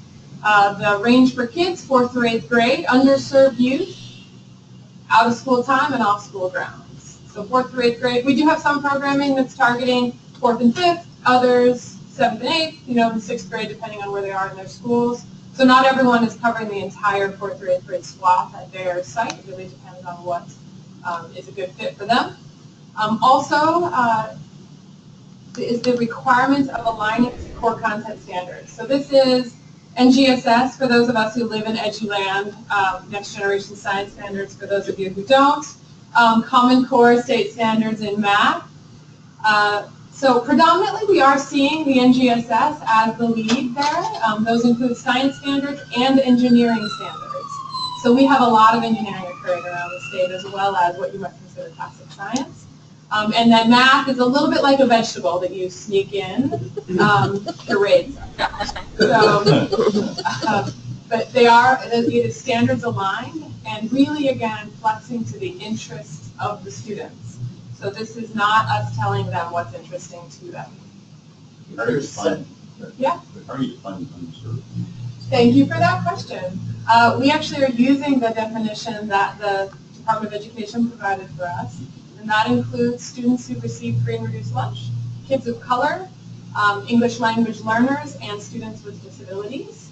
And we are partnered with ODP's education team to help pull the data to make sure that the actual kids we serve are considered underserved by those categories, and not just the school or community they may represent.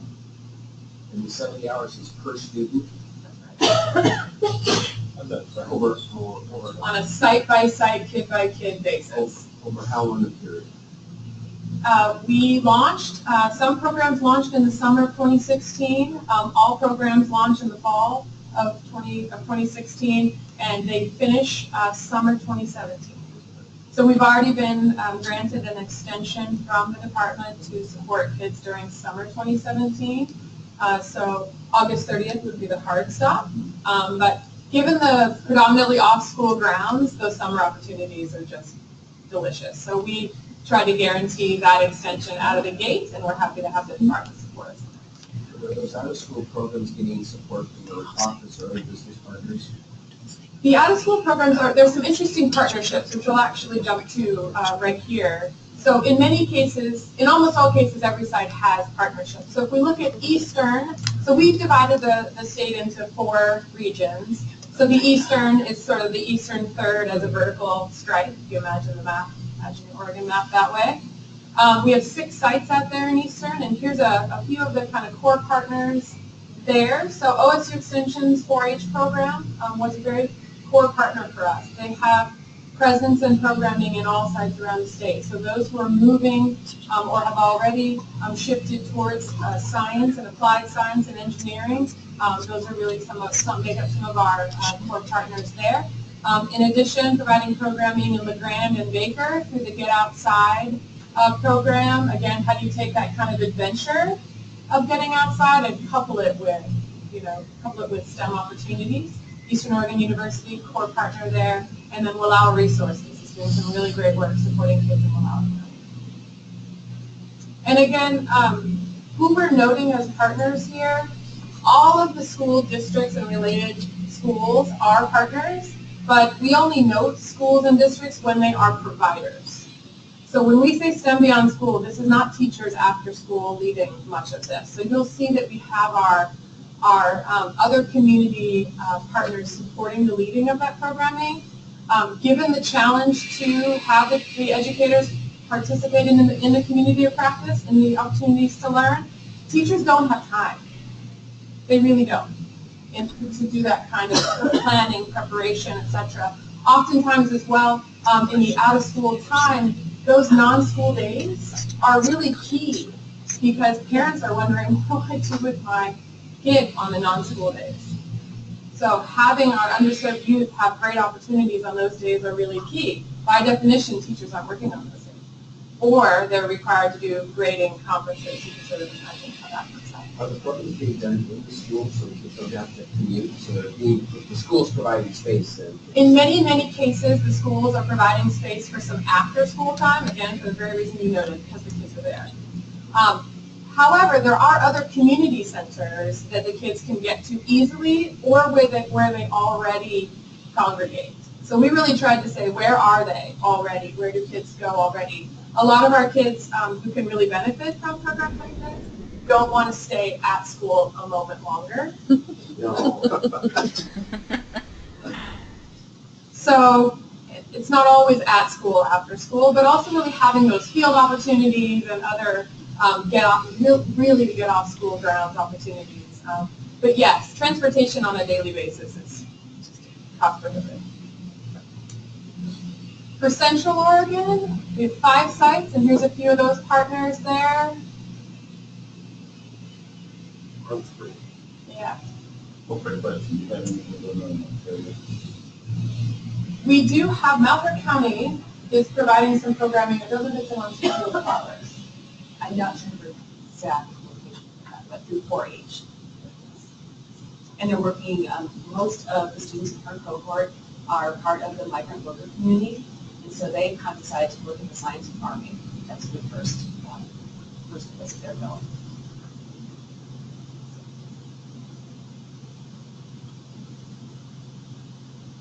So as we divided our state into 4 regions, we had the eastern, again, the vertical, central, vertical, and you get to the west side of the state, we have a northwest and a southwest.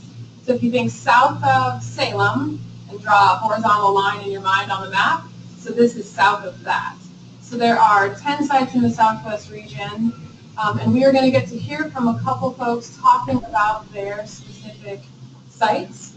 I don't know if we have a plan on who's going to chat first. Station Rider, who is with the Curry Watersheds Partnership, they just received, there was an RFP process done by the Coastal Hub just recently, and so there were 6 people competing for that particular funding pot, and she was the group who got it. So this is a partnership with a few different groups, and so Stacia, up here on the line, are you there?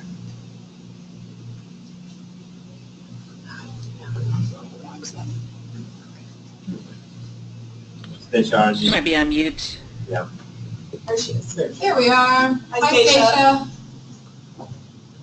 We can see you. Can you hear me? can't hear you. Hold on. We should be able to hear her. Yeah. Yes, I think we, dude, I just imagine. I think I just heard her, yeah. Yeah. Oh. No. I think you're on mute. Her mic's lit up. Is the volume on the computer up, since most others are joining by phone? Her mic's on. Can we have her call in? Yeah. Call in to the number, yes. Call in. Is there a way to send her the? She should have received the phone, the number would have come with the GoToMeeting as an alternative. Call into somebody. Call into We'll the, come back to you. yeah, we'll come back to you. Call into the number that was sent to you as part of the GoToMeeting. Great. Just get her phone. Yeah. Hey Beth, this is Todd Billiver. Can you hear me? Yes, we can hear Hi, you. Todd.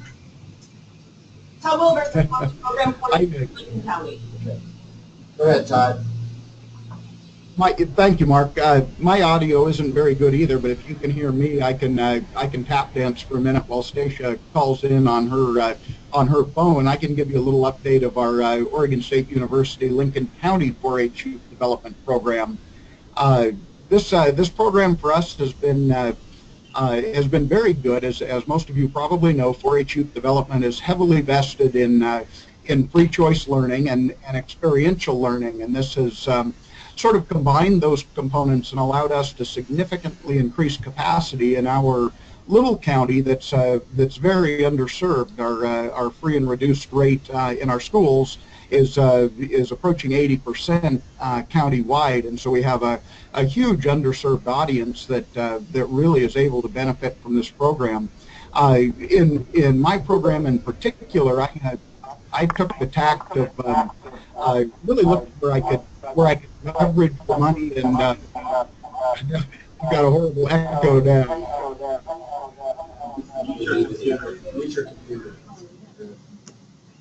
Hey, Stacia, maybe if you mute your computer now, I may be getting feedback through your computer.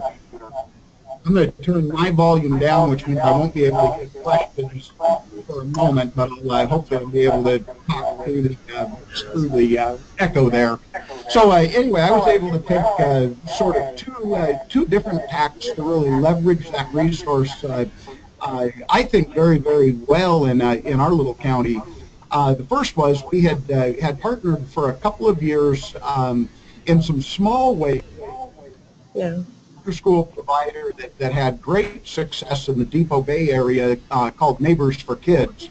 a program that I truly respected, that was privately run and I think had really good results, but it always had a capacity issue.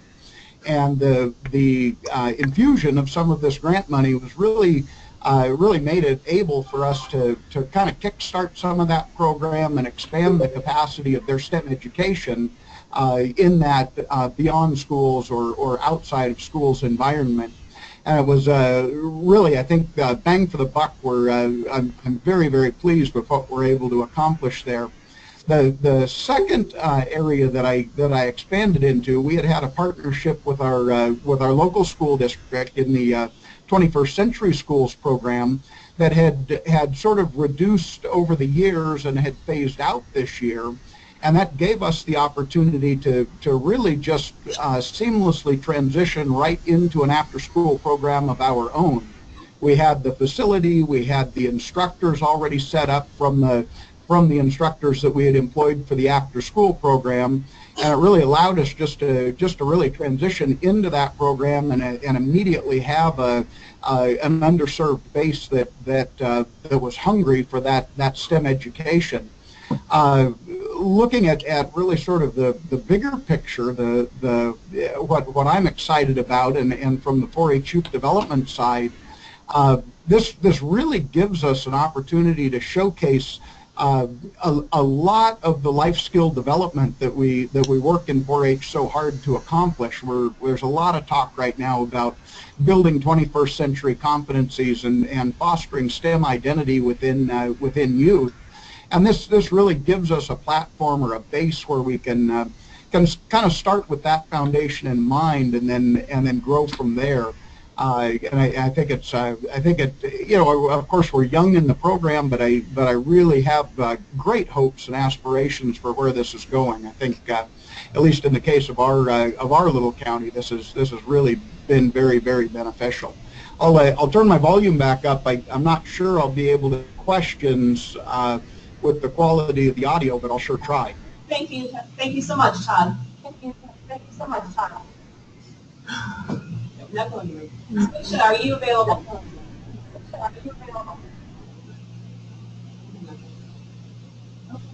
Okay, we'll just move on. Sorry. Thank you both. Thank you both for trying to join us. Another note here for our eastern sites, we had reached out and invited a couple of folks from our eastern sites as well.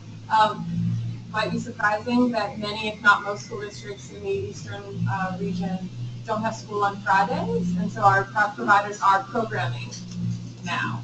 And so 10:50 on a Friday is a hot time for them to be programming, and so they are with kids right now. So they would much prefer, I'm sure, to be here, but not actually. Doing the right thing. They're doing the right thing. So one of the bit of context there. If we look at the, oops, I can't change the slide anymore. There we go. Oh, there we are. Northwest region, here are a few of our core partners. Again, we are partnered also with all of the school districts that are connected to these sites. But if you take a look there, I have the computer and I fight back and forth on which side around. So we take the out of school time and the off school grounds quite seriously. So we have programming occurring in the community room at an apartment complex. That's where our kids live. We have community partners who have long served that community role, and STEM is new to them. So we're supporting folks who have a lot of STEM expertise and some with something very close to no expertise or no background. They've often done some more community building, maybe some after-school programming in the realm of homework help and basketball, but STEM programming is something new to them. So Sun, you'll notice that symbol at the bottom, if you don't recognize that, that's the Synergies project out of Park Rose. So they are also one of our both intellectual partners, given the research capacity coming from OSU there, but also supporting those kids in the out-of-school time at Park Rose Middle School. Educator requirements, so community of practice, those are some of the areas of professional development where we're reaching out to them. So it is STEM programming, it's also how do you foster that STEM identity, and how do you have positive youth development components occurring in your programming. And the expectation on the site educator is 80 hours of professional development time during this project. That may be more time than some of these folks have ever had on any. So you're focused on building the capacity to really target their programming effectively. Exactly. That's great. Here are some of our partners. So we call these support organizations. So provider organizations provide programming. We're super clever with how we name organizations. Support organizations play those different roles. So expertise, coaching, etc. Here's just a few. That's Mesa, Oregon Mesa, in case that top center logo is new to you. Are the site educators paid or? They are indeed. Okay. They are indeed. And the way we structure the site provider budgets, they're paid for their programming time with kids, planning time, and PD time. So all of that, there's no assumption that these tiny nonprofits have budget to cover staff time to attend these things. So we provided that for them, as well as busing, transportation, equipment for supplies, and other things to support the STEM programming, etc. Really tried to say, we want to dream big for our kids. We're going to try to structure this budget as best we can to support that. And we are allowing and encouraging them to iterate those budgets if they have in-kind. So we have sites that can get transportation in-kind. Excellent. How can we reallocate some of those resources? Here's a few others that haven't provided those direct opportunities to coach or otherwise yet, but who have been closely working with us. And really, it's a matter of they can't wait. And again, we're trying to meet the needs of educators, so we want to give the educators time to let us know where they are. But here's just a few, and the note at the bottom underneath that slide that you can't see is, and everyone we talk to. So the way this is structured, getting to coach a group of around your area of expertise, getting to coach a group of educators from around the state, around Maker or around engineering activities, etc., is exactly what our out-of-school, what we'll call STEM expert providers, it's exactly the kind of structure that they want. It's over time, so it's not like a one workshop and then go make magic. So it's pretty awesome, and we're thrilled to have so many folks so excited to be engaged, and we can really make 5 of these logo slides. Logo slides are super fun in case you guys haven't been working on them recently. And this is, I think we are eventually at our, yep, very close to our end here. This is a bit of how it's structured. So professional development webinars are sort of those ways to get a little dose of some really interesting topics, get people to broaden their thinking. Workshops, ongoing opportunities through what we're calling learning communities, those small focus communities, regional gatherings for PD, pop-up PD. I mean, it's really what are the needs and how do we meet them? We on the partnership team say, we're asking you to flex to the interests of your students. We will do everything to flex to your needs to meet those interests, field trips, equipment, all of it. We also modeled the logo after the STEM Oregon logo, in case you guys didn't notice that. And there's the short. That's really what we're trying to accomplish. Numbers of students? There's about 30 kids per site. Some of our metro area sites will serve much more. Some of our rural sites scarcely have 30 kids in grades 4 through 8. So it's about 30 times 33 right now, so likely quite a bit higher than even our metro area. See, this was new, this biennium, startup costs associated with it. Are you guys going for an additional ask, I assume, to continue your work moving forward? And where are your sources? Where are you thinking you're going to go for that dollar? I can't say that we have a clear ask. We would love to work with the council to think on that some more. It is key that the work continues. So developing the community, raising the capacity is key. But we've also identified some very core roles that are needed. I mean, the role of the coordinator for the state, the role of the regional coordinators. The function of the regional coordinators is act as kind of the fiber that connects the STEM hubs and also provides some additional capacity to STEM hubs. So each of those regional coordinators has a 0.5 allocation. In most cases, they are coupled directly with a STEM hub. who has some additional 0.5 allocations to allow for the hiring of full-time staff. Our regional person here, her other 0.5 allocation is coming out of OSU Extension. So again, these are full-time staff folks, but some of those roles are really, really critical. So we definitely do not want this to be a 15-month and out opportunity. Where would you see those resources? Where do you see them being Where paid? would you like to see them being paid? If I had to match one. Of who would pay for it? Let's say I have a package of money right here. and I Very can give it to nice if you somebody. happen to have a package. Exactly. Where's in this package of money? I mean, it's just, I mean, you see it, I need to be disconnected from ODE, and it needs to really be coming from some other type of entity. You need to see, I mean, wherever you want. The universities, is that the best pathway for money? I mean, ultimately, you gotta ask for it, you gotta know where you're gonna go ask. That's right. I think in this early stage, it needs to remain at least partially, if not majority, funded by the state in some way. That allows us, and our work with ODE has allowed us to have connections with data systems, et cetera, and build some of those integration components. Down the line, running on an RFP process and having to compete each time funding is available to support things like this, produces kind of that ebb and flow that doesn't work for our program providers. So having some kind of a public-private mechanism of funding seems key. Specifically, we will need to explore those opportunities in the very near future because we're looking at August 30th as the end of this funding. Well, that didn't quite answer my question though. So, If I could have my so magic you want wand. to give him the money, give the ODE, and then let them distribute it? And Mark writes a check. Yeah. We've worked quite well with ODE. That's worked well. I think funding coming out of the state going through any agency, our only experience is with ODE, and that would relate to this and the STEM Hub. Can't even go to the hubs to actually have the part-time FTE, the schools. Where do you want to allocate it? Yes, exactly. No, not where are you going to seek it, but where do you want to allocate it? Should That helps us figure out how to Yeah. get it. So right now, fiscally, it's through Oregon State University, and having one entity for distribution. Now, for the positions, those get distributed to, as example, Eastern Oregon University, et cetera, for the regional coordinator in the Eastern region. Yeah. But having one distribution mechanism makes it easier to coordinate.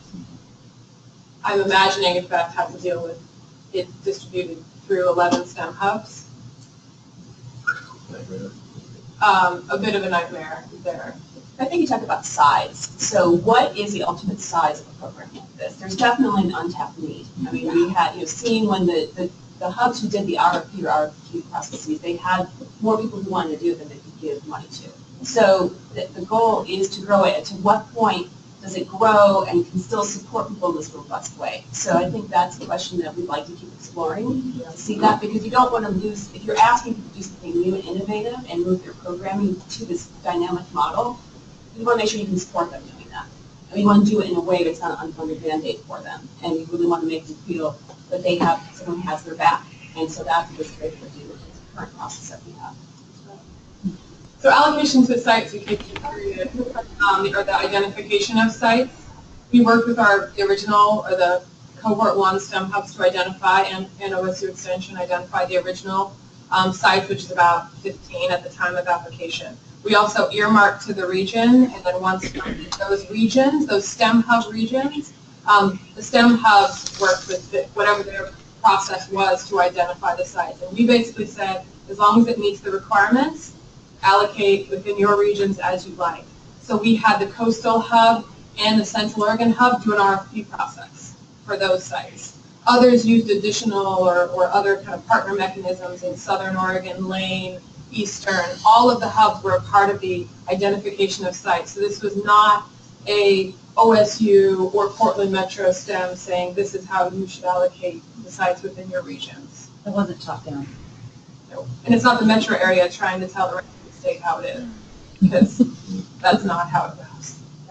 Yeah, fundamentally, one of the things that was that the reviewers commented on in this particular grant was really paying attention to the regionalization, identifying the gaps, building capacity at the local area to understand and reach out, and then also to then look at which providers actually exist in those regions and whether or not they need to keep bringing in other assets to meet the needs of those communities. So that's, I think we need to, on this, there's a tremendous opportunity to explore public-private partnerships, particularly with philanthropy to help support the STEM Beyond School efforts.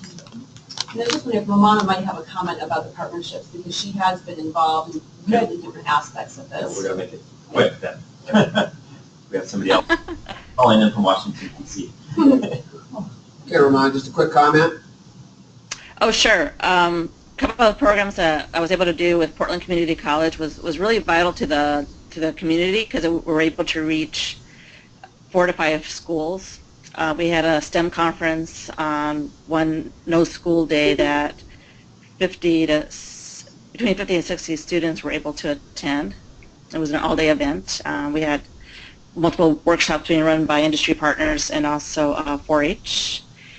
Some of the other things that we've done is also do an after-school Young Makers Club that PCC Southeast also hosted and continue to host. And that has been, again, very vital to the upper grade STEM programs that we just don't have in that area right now in Southeast Portland. So, again, with the funding, we're able just to provide snacks, buy resources to teach different short and long-term projects, STEM projects, and the students keep coming back. So it was very positive and very engaging with all the volunteers, and we were able to really reach out to a number of students in different schools. But the location was vital. I mean, the PCC Southeast it's the hub of the community, so it made sense to be able to host these STEM projects there. Okay, thank you. Well, thank you for what you do. Obviously, great progress, and obviously we're concerned about the stabilization in sort of the long term, but you're off to a good start, and continue to encourage you to measure outcomes and look at where the results are. So, thank you. Thank you. Thank you. Perfect. Technical difficulties here. Okay, next one, STEM programs review. Yeah, Klaus, are you on the line? I am. It's not easy to hear everything that's going on, but I hope you can hear me. We hear you fine. And we'll try to speak up, Klaus. Oh, okay, great. So should I go ahead and share my screen? Yep. Yeah. That'd be great. All right. And so I gather from what I've been hearing that I should just go ahead and do my presentation. Yeah, and if you could keep it brisk, we're running a little bit behind. Yeah, well, I'll try to see if I can step it up a little bit, and hope that there's time for questions. Now, can everyone see what's on my screen? Yep. Okay, good. Well, basically, I'm going to give you a quick overview of the kinds of partnerships that Change the Equation has had with states leaders to help the state leaders identify programs that are most likely to have an impact and most likely to have a return on the investment. But very quickly, I'm going to tell you a bit about Change the Equation, just so you know that where we're coming from. We are a nonprofit organization, and our goal is to ensure that all students are STEM literate. We are nonpartisan and independent, as you can probably imagine, and we're supported by CEOs of major companies that operate in the United States. Is the topic of our conversation today. A big focus of ours is to scale some of the best programs and strategies in the country. And so one way that we did that is we created something called STEMworks. And what STEMworks is a set of vigorously vetted programs. It's meant to be a tool to help groups raise the return on their investments by helping them conduct very careful and rigorous third-party reviews of programs against a set of principles and a strict rubric. And then what we do is we create profiles of those top programs, and we've been helping those programs then scale. by getting funds and finding partners and all of that. And this all arises from the fact that our board, which is CEOs of Fortune 200 companies, was very invested in being able to identify the kinds of things that were ready to go to scale and ready to have an impact. And so I'll tell you a little bit about the principles that we have for quality, on which a lot of this is based, before I get into the state partnerships that we've had so far and what the state partnership would entail. Our principles were created by corporate social responsibility leaders. About 12 people from different companies joined a team that created a set of principles and a rubric. And those people had many collective years together in corporate social responsibility, but they were also deeply engaged in education, and many of them had worn two hats. So, for example, the first chair of that group actually had been the deputy chancellor of New York City Public Schools. Another had been a longtime member of the National Research Council's Board on Science Education, and several others with that sort of depth of experience in education and in business. So we created these practices and this rubric, and then we had it refined, validated, and tested by a group called WestEd, which is a large nonprofit research and evaluation firm that we still work with on STEMworks. So very briefly, what are these principles of quality? We set them into two different groups.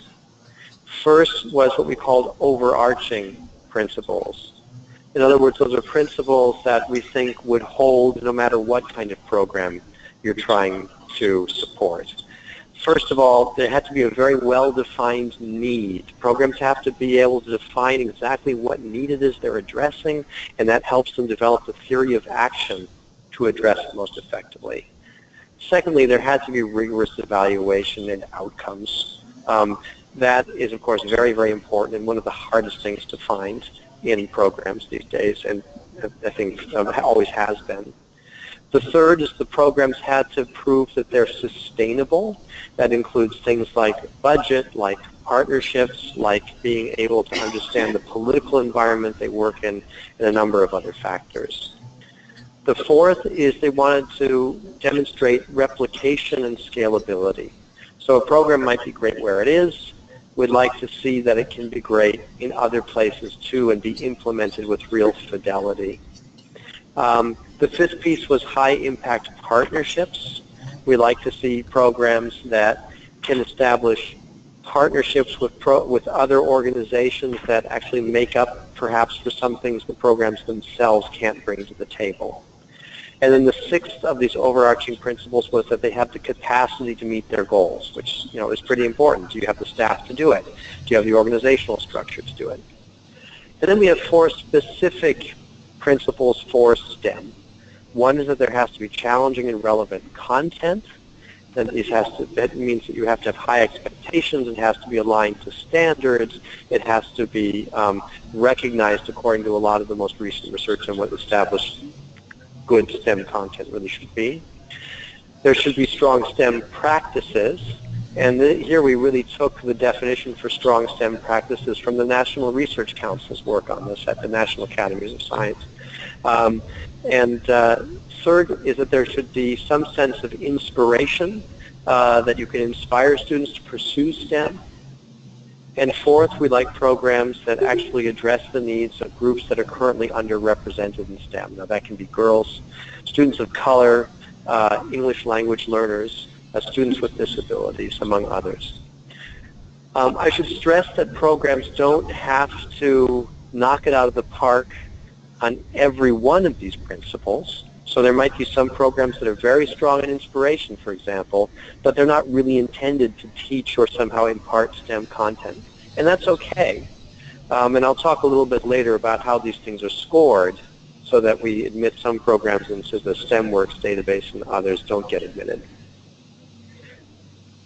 So moving on, here's an example of what we have in our rubric against which programs are measured. And this is the rubric for STEM practices. And you'll see if you have some time, and you can find this also on our website, it's all open to the public.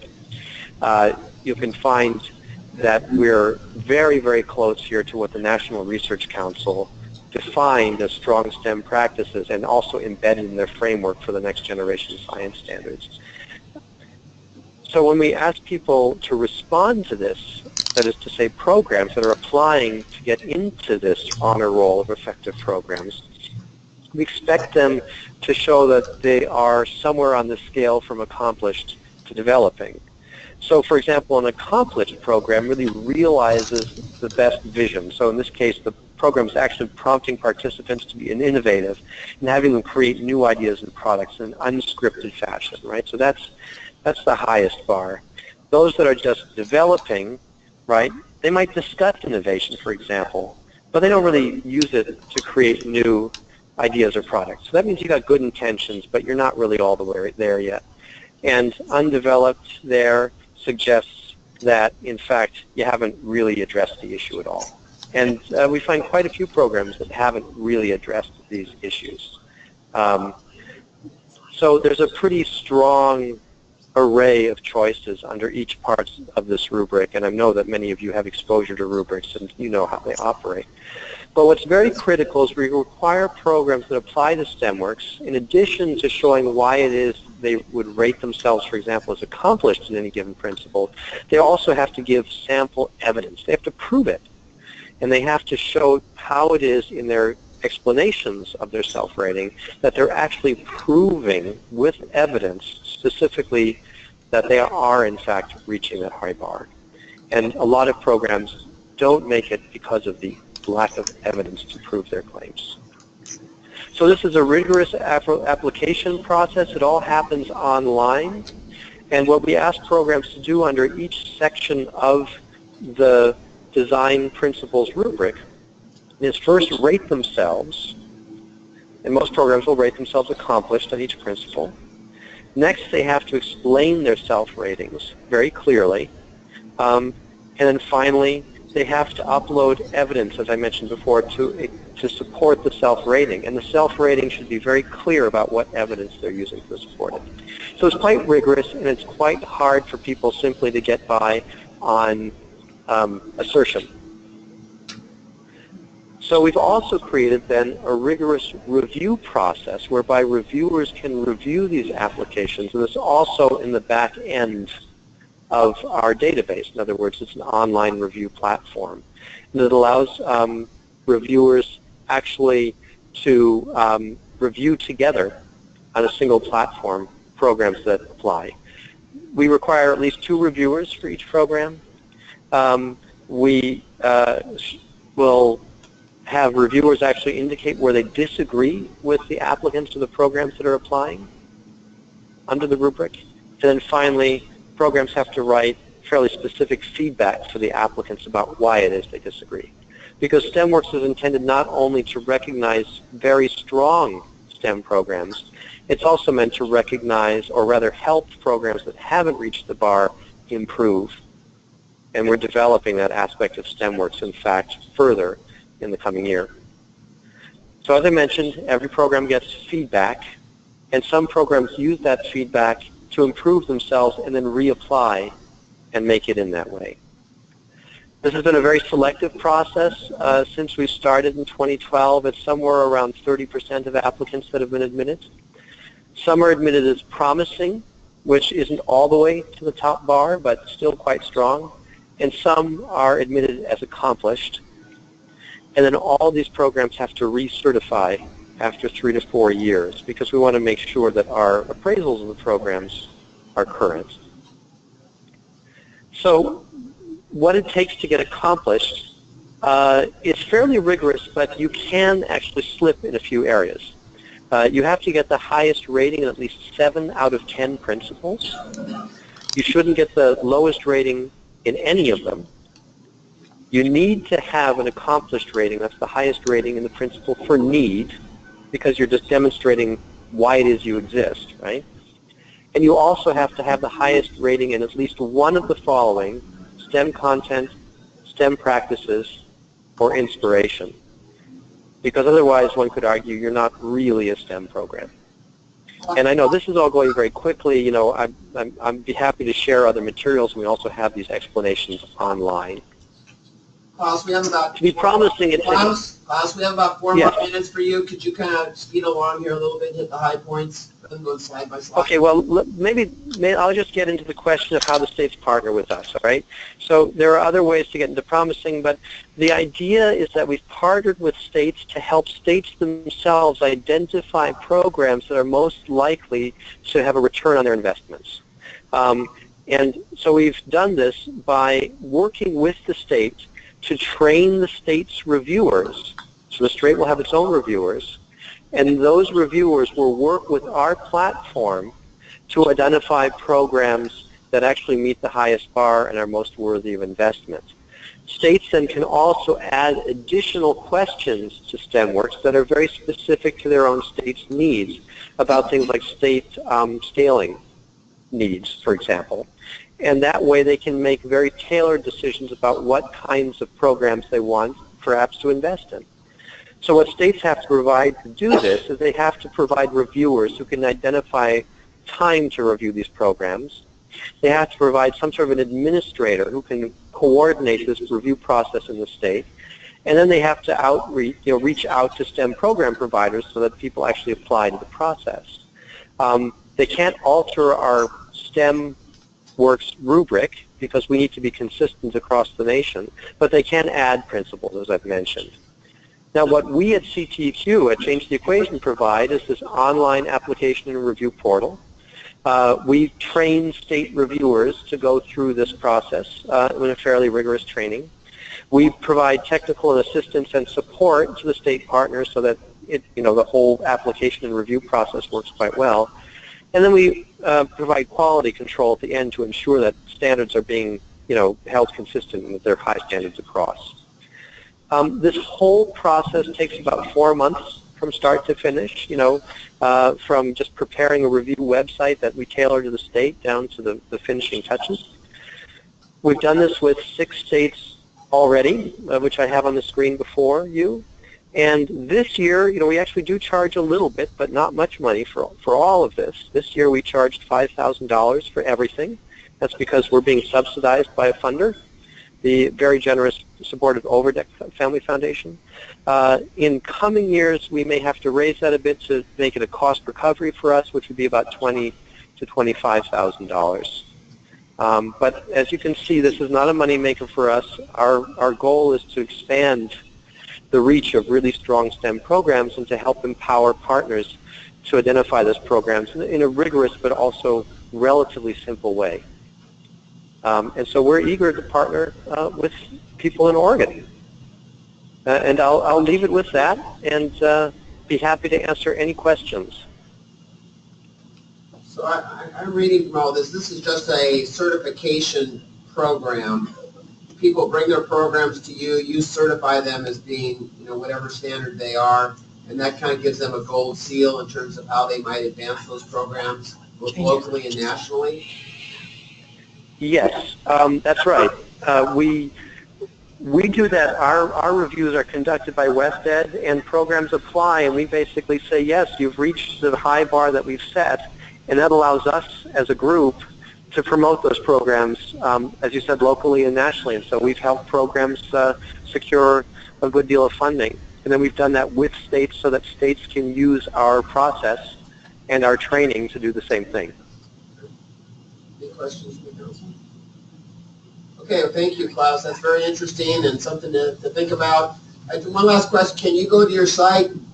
Haven't been to your site. Can you go to your site and see which programs are kind of the gold star programs? Absolutely.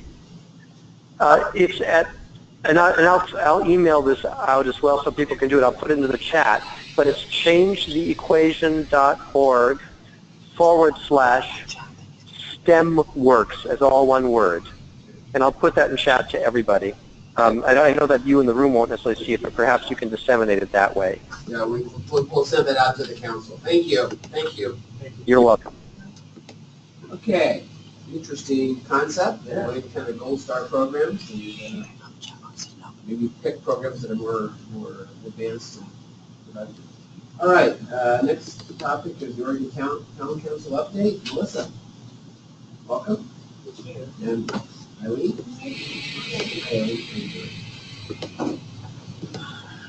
Okay, so here today, and we'll try to make this quick since you guys are running out of time, but really to come back after, I think it's been about 6 months since the last time I was here with an update. Brand new, I think, was your first day or first week or something like that? I think we did one, and then I came back a month later and knew a little bit about what I was doing. But it has been a very fast and furious 6 months, but we wanted to come back and kind of give you an update and talk about sort of where we are in our thinking after having done sort of an operating strategy for the next biennium. And so Eileen is one of my council members, and also in that period of time, Dwayne has joined us as the ex officio member representing all of you, STEM Investment Council. So those are under Dwayne. All right.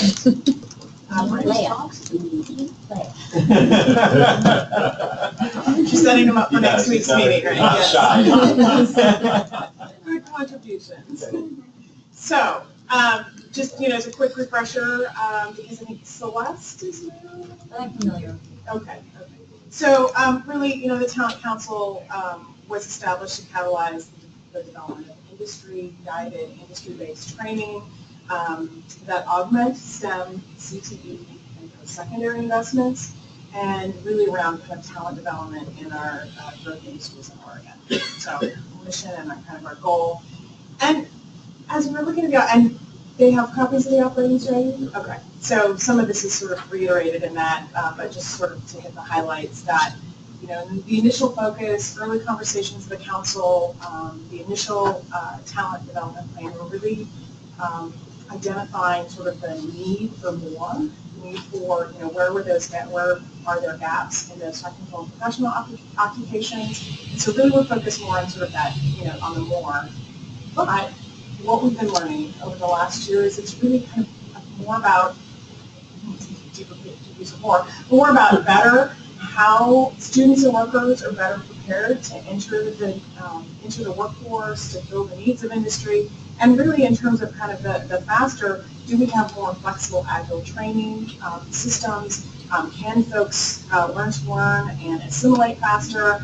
And what's that kind of infrastructure we have so that we can address the needs in a better fashion, right? So, okay, again, we've been initially focused on students and graduates. And then one of the statistics I think it's in the operating strategy is that in 10 years, the workforce will need 80% of those folks are already working. So a lot of it, we need to build a pipeline. I mean, we must rely on STEM and CTE and post-secondary, K through 12, post-secondary education to help build and address some of those needs, but some of it is going to be around keeping incumbent workers' skills fresh, the change in technology, regulatory, that the skills go out of date much more quickly than they have. Yeah, I'd like to add that what we've really found out is that the industries, the 5 industries that are represented on the council, is they really need a lot of workers all across the board. And by focusing just on graduates, that wouldn't be enough, not nearly enough for what's really needed by industry. And so we had to open up and look at other ways that we can get people that are already working in other industries, so industries are going down, but all these other industries, to move them into industries that are really going up and really need a lot of it. And, we all know what Oregon is like. We have some industries that aren't so great, and we have some industries that just need. And so we're going to focus on that.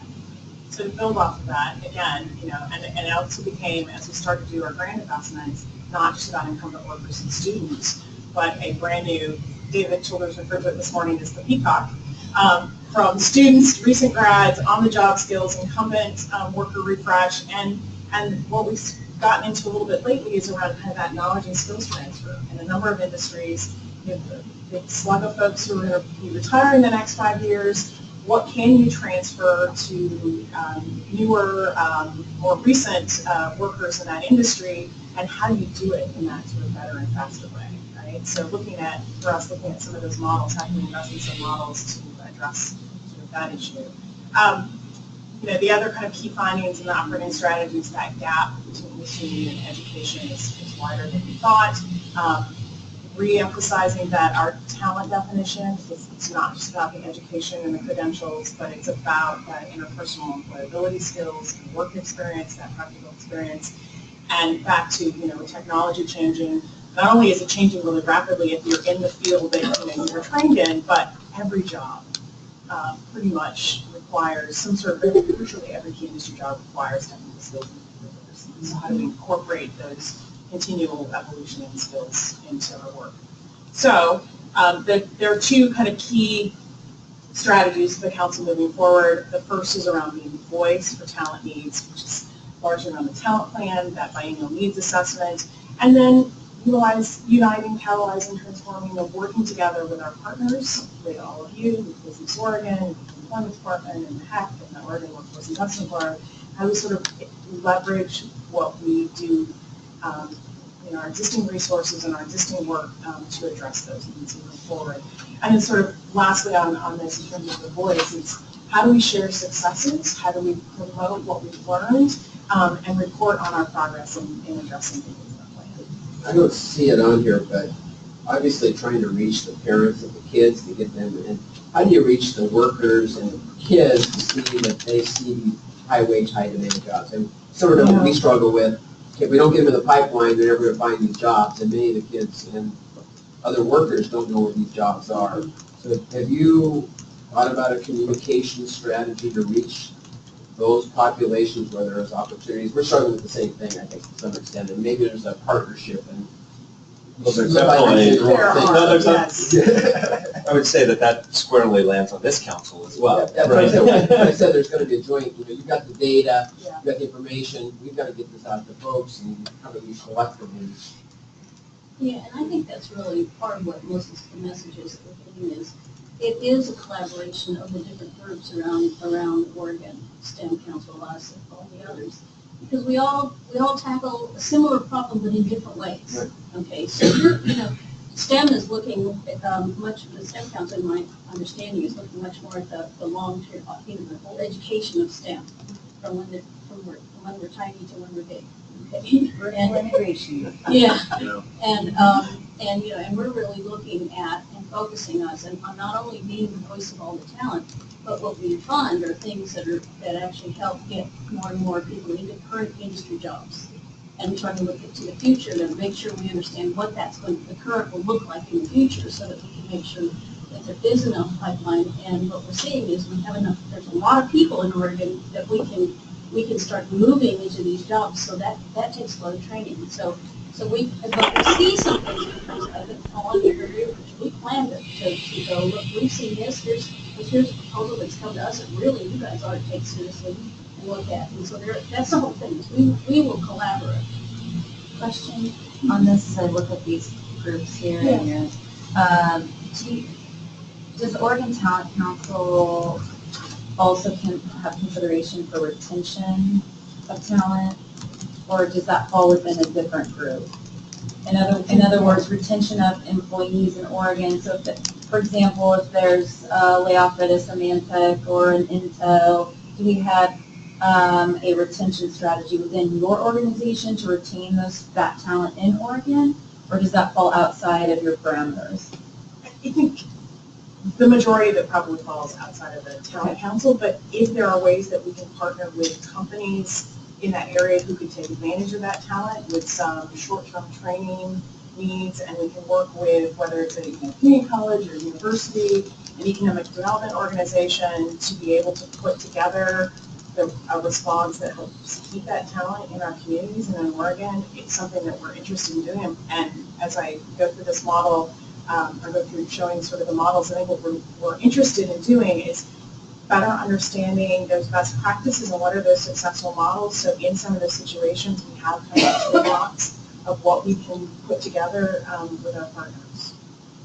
Yeah, and in some sense, what we're doing in Incumbent Refresh, which doesn't mean incumbents in the current technical jobs, it's incumbents in any job. With the Incumbent Refresh, is it does really move people into new places. Okay, and so in that aspect, we address that.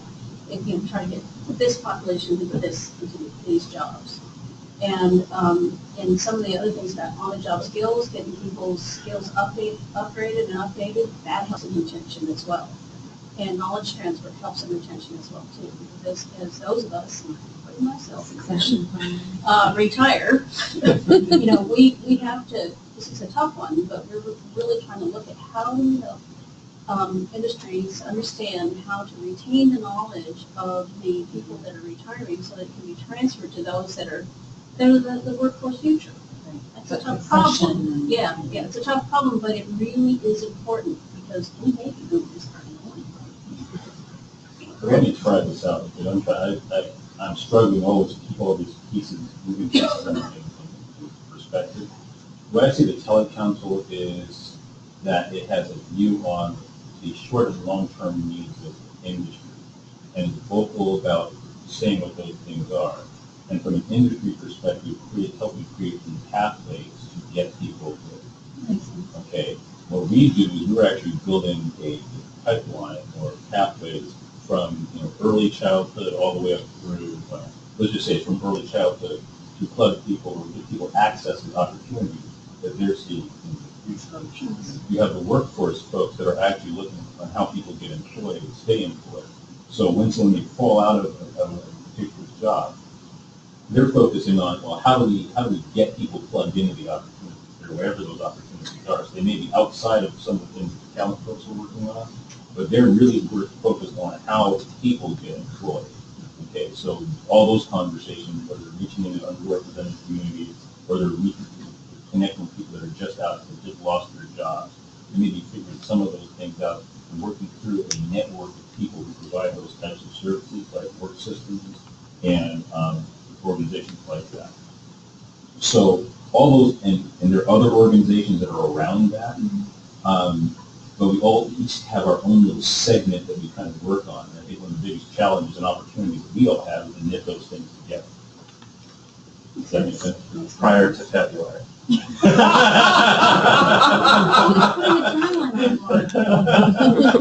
Well, I think it's really, that's a great framing, because there is a lot of confusion. I think, one thing that this council has looked at is that birth to career type of a pipeline metaphor, inclusive of the other school opportunities and the disenfranchised youth along the way.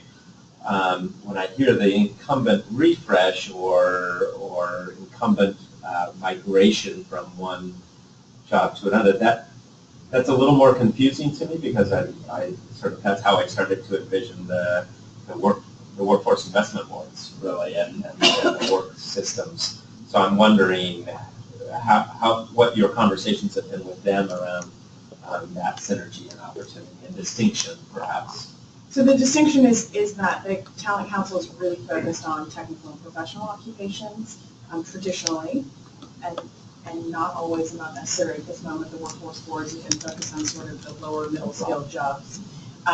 With the recent emphasis in sector partnerships and the convening role for those initiatives at the local level, it is really sort of broadening that conversation about the whole workforce needs of those industries, or actually all of the needs, whether it's workforce or transportation or other issues, right? Depending on how you structure those sector partnerships. So that's where I see really the partnership opportunity between the Talent Council and the workforce boards, is around their engagement of industry is the access point for the Talent Council to do industry validation of the data for the talent plan, and also a local incubator for the solutions that we can help invest in, or if we've invested in a model, one of these that maybe I'll get to show here, that we've got kind of a handbook for how you do that, and it can be then adopted and implemented by that sector partnership to address that industry workforce needs, whether it is at that higher technical professional occupation or if there are other sort of gaps. So this is just, I'm just going to run through this quickly, which is, this is sort of how we evolved, again, in terms of our grants. I'll come back, I promise. We started to look at the different grants in terms of round 2 that moved into some of these other fields, and as we worked in some of our directed investments, we're looking at investing in solutions that are addressing many of these multiple categories. And the purpose of some of the directed investments is really building those models testing out those models, developing a handbook so that we can share and promote, scale, replicate, as you were hearing earlier, what's successful and how it can work. If it's working in one industry, what are the conversations, discussions, planning work that needs to happen so it can be adopted in other areas or in other industries? Okay, so why this is strategically important for us is because this is the place where the STEM and CTV come together. They actually have a platform where we will talk about how that works and get some of the workforce and work systems folks and folks like that to think a little differently about how they do this work. Because it's been the high wage, high opportunities have been over here in one bucket, and then there's everything else that's conceivable in the other bucket. And this is where we can actually bring those things together and say this is really about 21st century jobs and opportunities. And then we've actually got a coordinated approach to them. So that's why I think that all these pieces need to fit together and be working. You brought up thinking differently, just brought to mind. I met a young man that's a recent graduate from U of O, but he's getting involved in recently legalized new industry in Oregon. And there's a lot of STEM. I learned there's a lot of STEM involved with that industry. And I was chatting with him. His attitude is that, hey, to me, this is a job and an opportunity. And he's going to apply his skills to that. And not to prolong the conversation, but anyway, just to comment that their attitude of this generation is a lot different. We're working on a redesign of Benson right now, and the whole conversation is how do we provide the kids the training to fill these jobs, and we have to connect those two dots. And they're doing the demand side, we do the supply side, but you're also kind of filling gaps where there's lack of training. But I still think we haven't, even though maybe our charter, we're not doing a great job reaching the parents and kids. That's one more of these opportunities are, because the kids aren't aware of what these great jobs are, and they don't understand if I go into this, I can get a great job. So we really do need to work on the communications plan and getting kids excited about these great opportunities, which are fantastic jobs. So. No, I have to say I support you on that. That it is so important to get to those parents. Yeah. So, okay, you're gonna wrap it So up. the last one is just to explain our sort of view around our continuum, that at any point we're piloting programs, we're proofing the models, and that once we have invested in those models and learned from them, then we're helping to take them to scale, increasing their reach, extending them to other, as I said, sector partnerships and other industry groups. And then ultimately, for us to be successful, because our amount of money is strategic and small, that when we prove these models, that we want to be able to encourage that they're embedded and become the way we do business, whether it's in higher education, whether it's in industry, that here's a way to do our work better moving forward. Great. Has the council's budget been embedded in the CSL for the employment department, or is it staying outside of that right now? So the funds for the council are included in the agency request budgets for the employment department. Okay. I think it's really great support. So we'll see how it comes out in the governor's budget, which is Which what I was doing earlier this morning. All right. Well, thank you very much for the work you're doing. The document does serve as a nice roadmap to where those opportunities are. Thank you. All right. Wayne, thanks for sitting on that council. I'm sure we'll connect. Yeah, he's great. That's self-serving. Would you ask him for that? Oh, yes, I asked for more work, absolutely. All right. Always good to get a STEM hub up going. We're actually, we're doing good. Yes, we are behind schedule, but I Crystal, don't welcome. I don't want to talk more than 10 minutes, so I'll get you caught up. I Great. promise. Great. I promise you. Thanks for being with us. County hub. Hey, All right. All right. Hi, my name is Crystal Manzel. I'm the director of the East Metro Student Partnership. Before I start talking, I'm just going to ask you to stretch real quick. You guys have been sitting here for like 3 hours. Give it a stretch. I need your brain to be fresh. I need you to, I know. Thank you for humoring me. All right. So I am a cohort 2 hub, so I have been in the driver's seat since the end of July, so I am just coming up on 90 days. So all of this is fresh new information. East Metro is, just to kind of give you a geographical framework, from 82nd Avenue to the Sandy River. Okay, so East Multnomah County is where I'm really focused, specifically with 5 school districts out there. We included art in our STEAM acronym because the youth that we are serving are youth that are underrepresented, and we can leverage art as a conduit to get them engaged in the conversation. Our mission is to develop and align resources through collaborative partnerships to support STEAM initiatives. Right? Some of our partners, we've got schools. I'm based out of Montford Community College, so they serve as the backbone organization. I saw their advanced manufacturing on the Oregon Talent Council, so that's incredible. It's really good to see representation there. The City of Gresham is really engaged. Home Forward, so looking at some of our housing providers in the area. And also our industry partners, so Microchip, PCR Manufacturing, small business, and lots of our smaller, our nonprofit providers. This is not a comprehensive list of all those who are engaged. I'm working on right now having more folks who have joined the conversation to fill out statements of commitment. I wanted to give you an idea of what East County, what specifically East County looks like. So in Multnomah County total, 55% of youth are eligible for free and reduced lunch. You can see the 5 districts there. This is data also 2013-14, just to prove that I am human. So this is those free and reduced lunch numbers. I was at Highland Elementary School yesterday. They have 100% free and reduced lunch. I've worked in Chicago. I've worked in the South Central LA. I have never seen schools with 100% free and reduced lunch. So there are some really interesting things going on in East County. What is the threshold for that these days? I don't know. I know it's poverty. I think it's $19,000. $24,200 per family of 4. Yeah. Totally.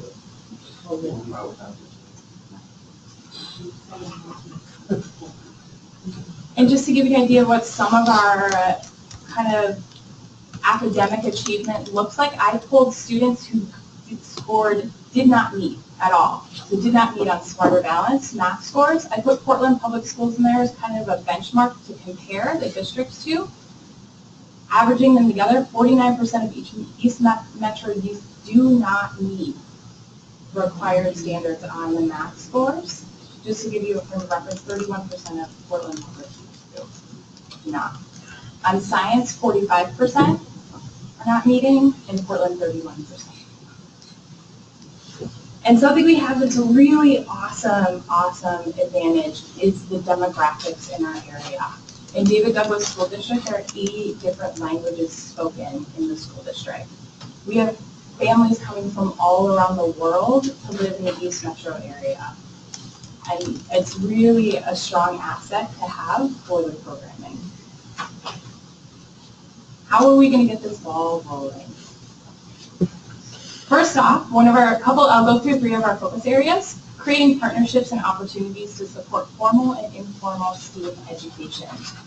What that looks like: leveraging open data. So how can I leverage GIS data? How can I leverage social media? How can I schedule emails to be sent while I'm sitting right here to get information out to partners so that I am not the holder of all of that information? And if someone who's interested and they want to come into the area and say, where do I need to go? All of that information will be there for them to use. I'm working currently with the GIS team at the City of Gresham. Esri has stepped in. They offer all nonprofits or anyone working in this type of industry free accounts. So those are tools that everybody can use to make sense out of these huge data sets. Also looking at a STEAM messaging campaign, but looking at how can we have the family liaisons at the schools communicate to the parents what their youth need to be doing. So how can I stick a yard sign in everybody's front yard so that after they hear it from the family liaison, then they can be like, oh, there's a thing we're talking about. Looking at focusing on funding through building relationships. So I'm going to focus on pulling together an action team. How can we leverage our collaborative relationships to go get more money to support the initiatives in the area? And something I'm really excited about are 15 pockets of innovation. Because you know as well as I do, walking into a school and being like, all right, here's what we're doing, does not work. So how can I turn the book room closet into a tinkering closet for teachers to support their literacy lessons? How can we look at supporting internship programs where youth are working directly with manufacturing employers to learn those soft skills? So what are those 15 different pockets that we can implement, evaluate, and then market the living daylights out of to get the information out there so that people can say, hey, this is something that might work, and this might work with my population of students. Engaging community and business partners to support STEAM CTE programs. So this is the best.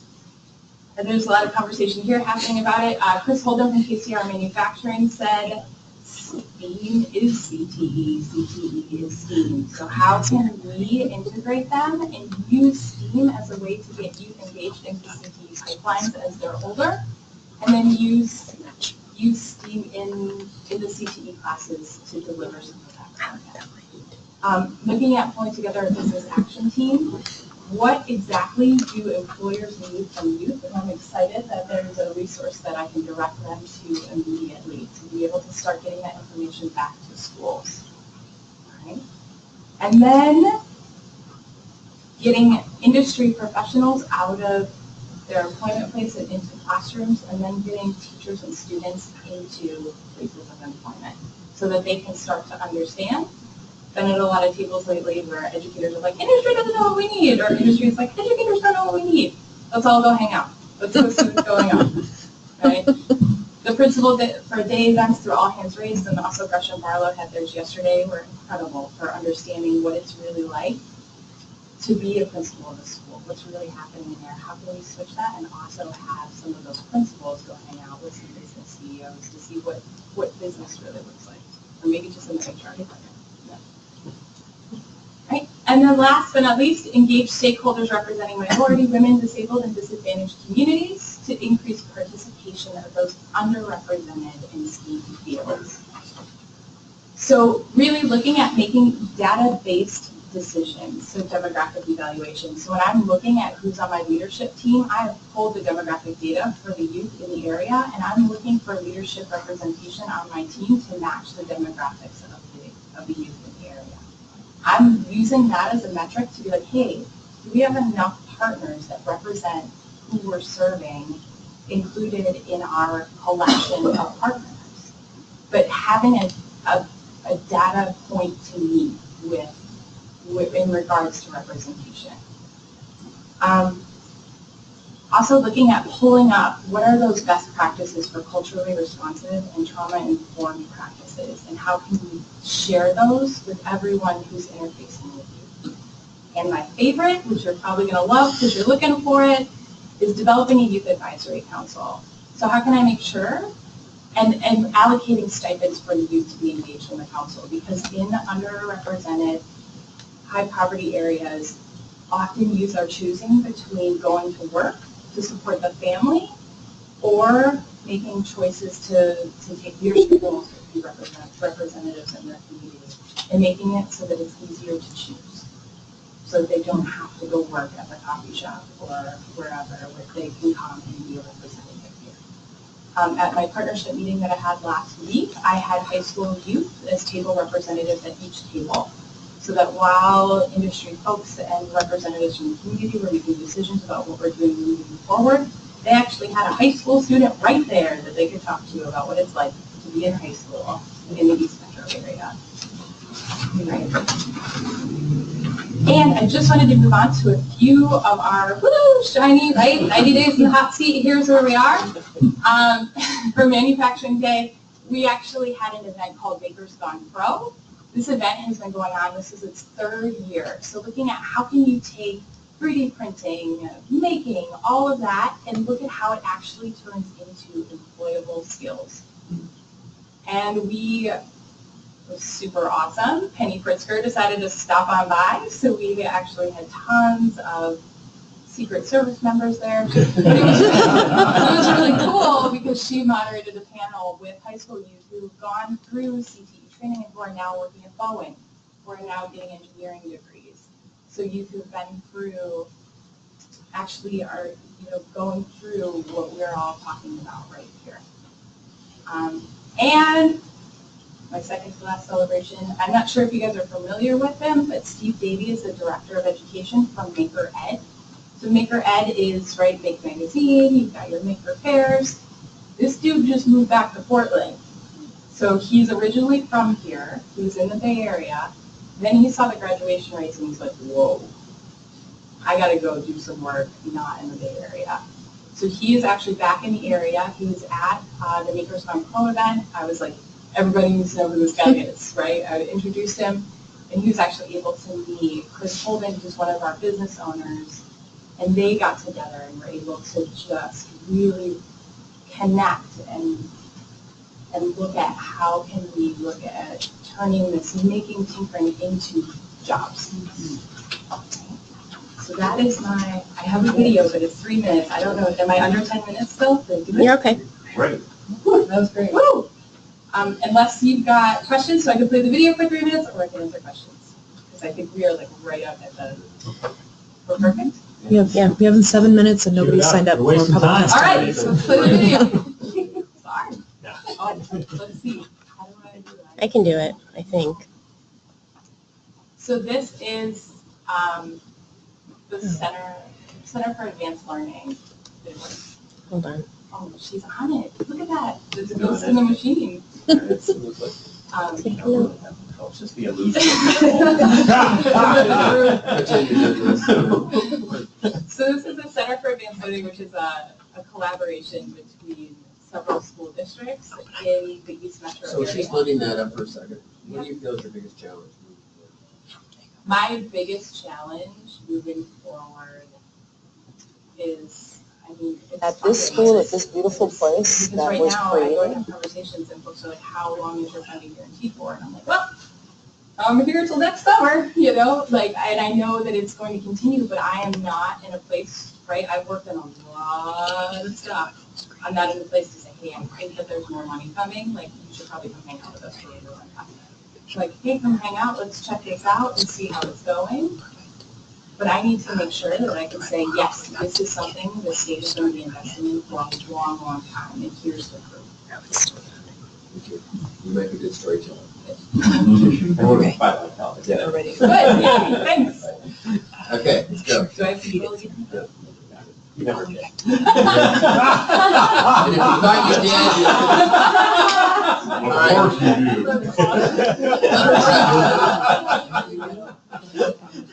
Maybe. I did. Should we go? Yes. Do we have volume? Hopefully. At this school, at this beautiful place that was created, The really cool pictures is we serve 3 school districts. so these are you, they actually And have- these 3 school districts send us students that I believe are the driven.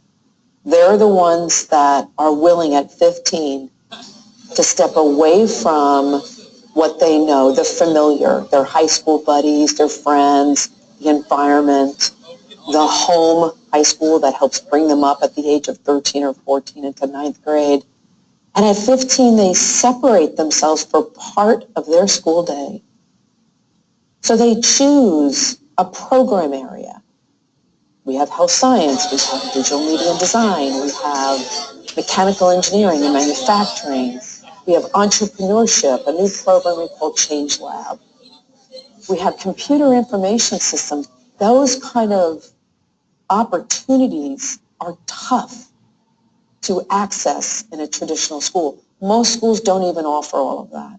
So these 3 school districts came together with the goal of supporting their students. So students come in and apply, they choose their program. Our teachers are both trained as teachers as well as industry experts. And our students then work with partners that we develop with businesses that are local.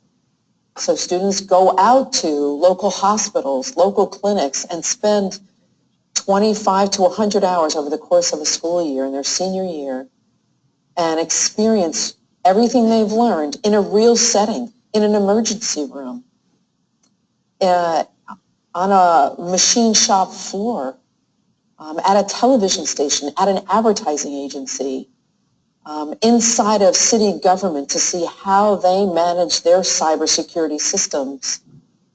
And then local businesses for our budding entrepreneurs. How do we allow students to leave high school and walk into the beginning of a career possibility for them, but give them the skills that businesses need? And so right now we have schools that the traditional school model struggles. And it struggles because it's stuck in a system of students moving through required classes to get a high school diploma. So they have a, quote, well-rounded education. But then how do we respond to business or the college level?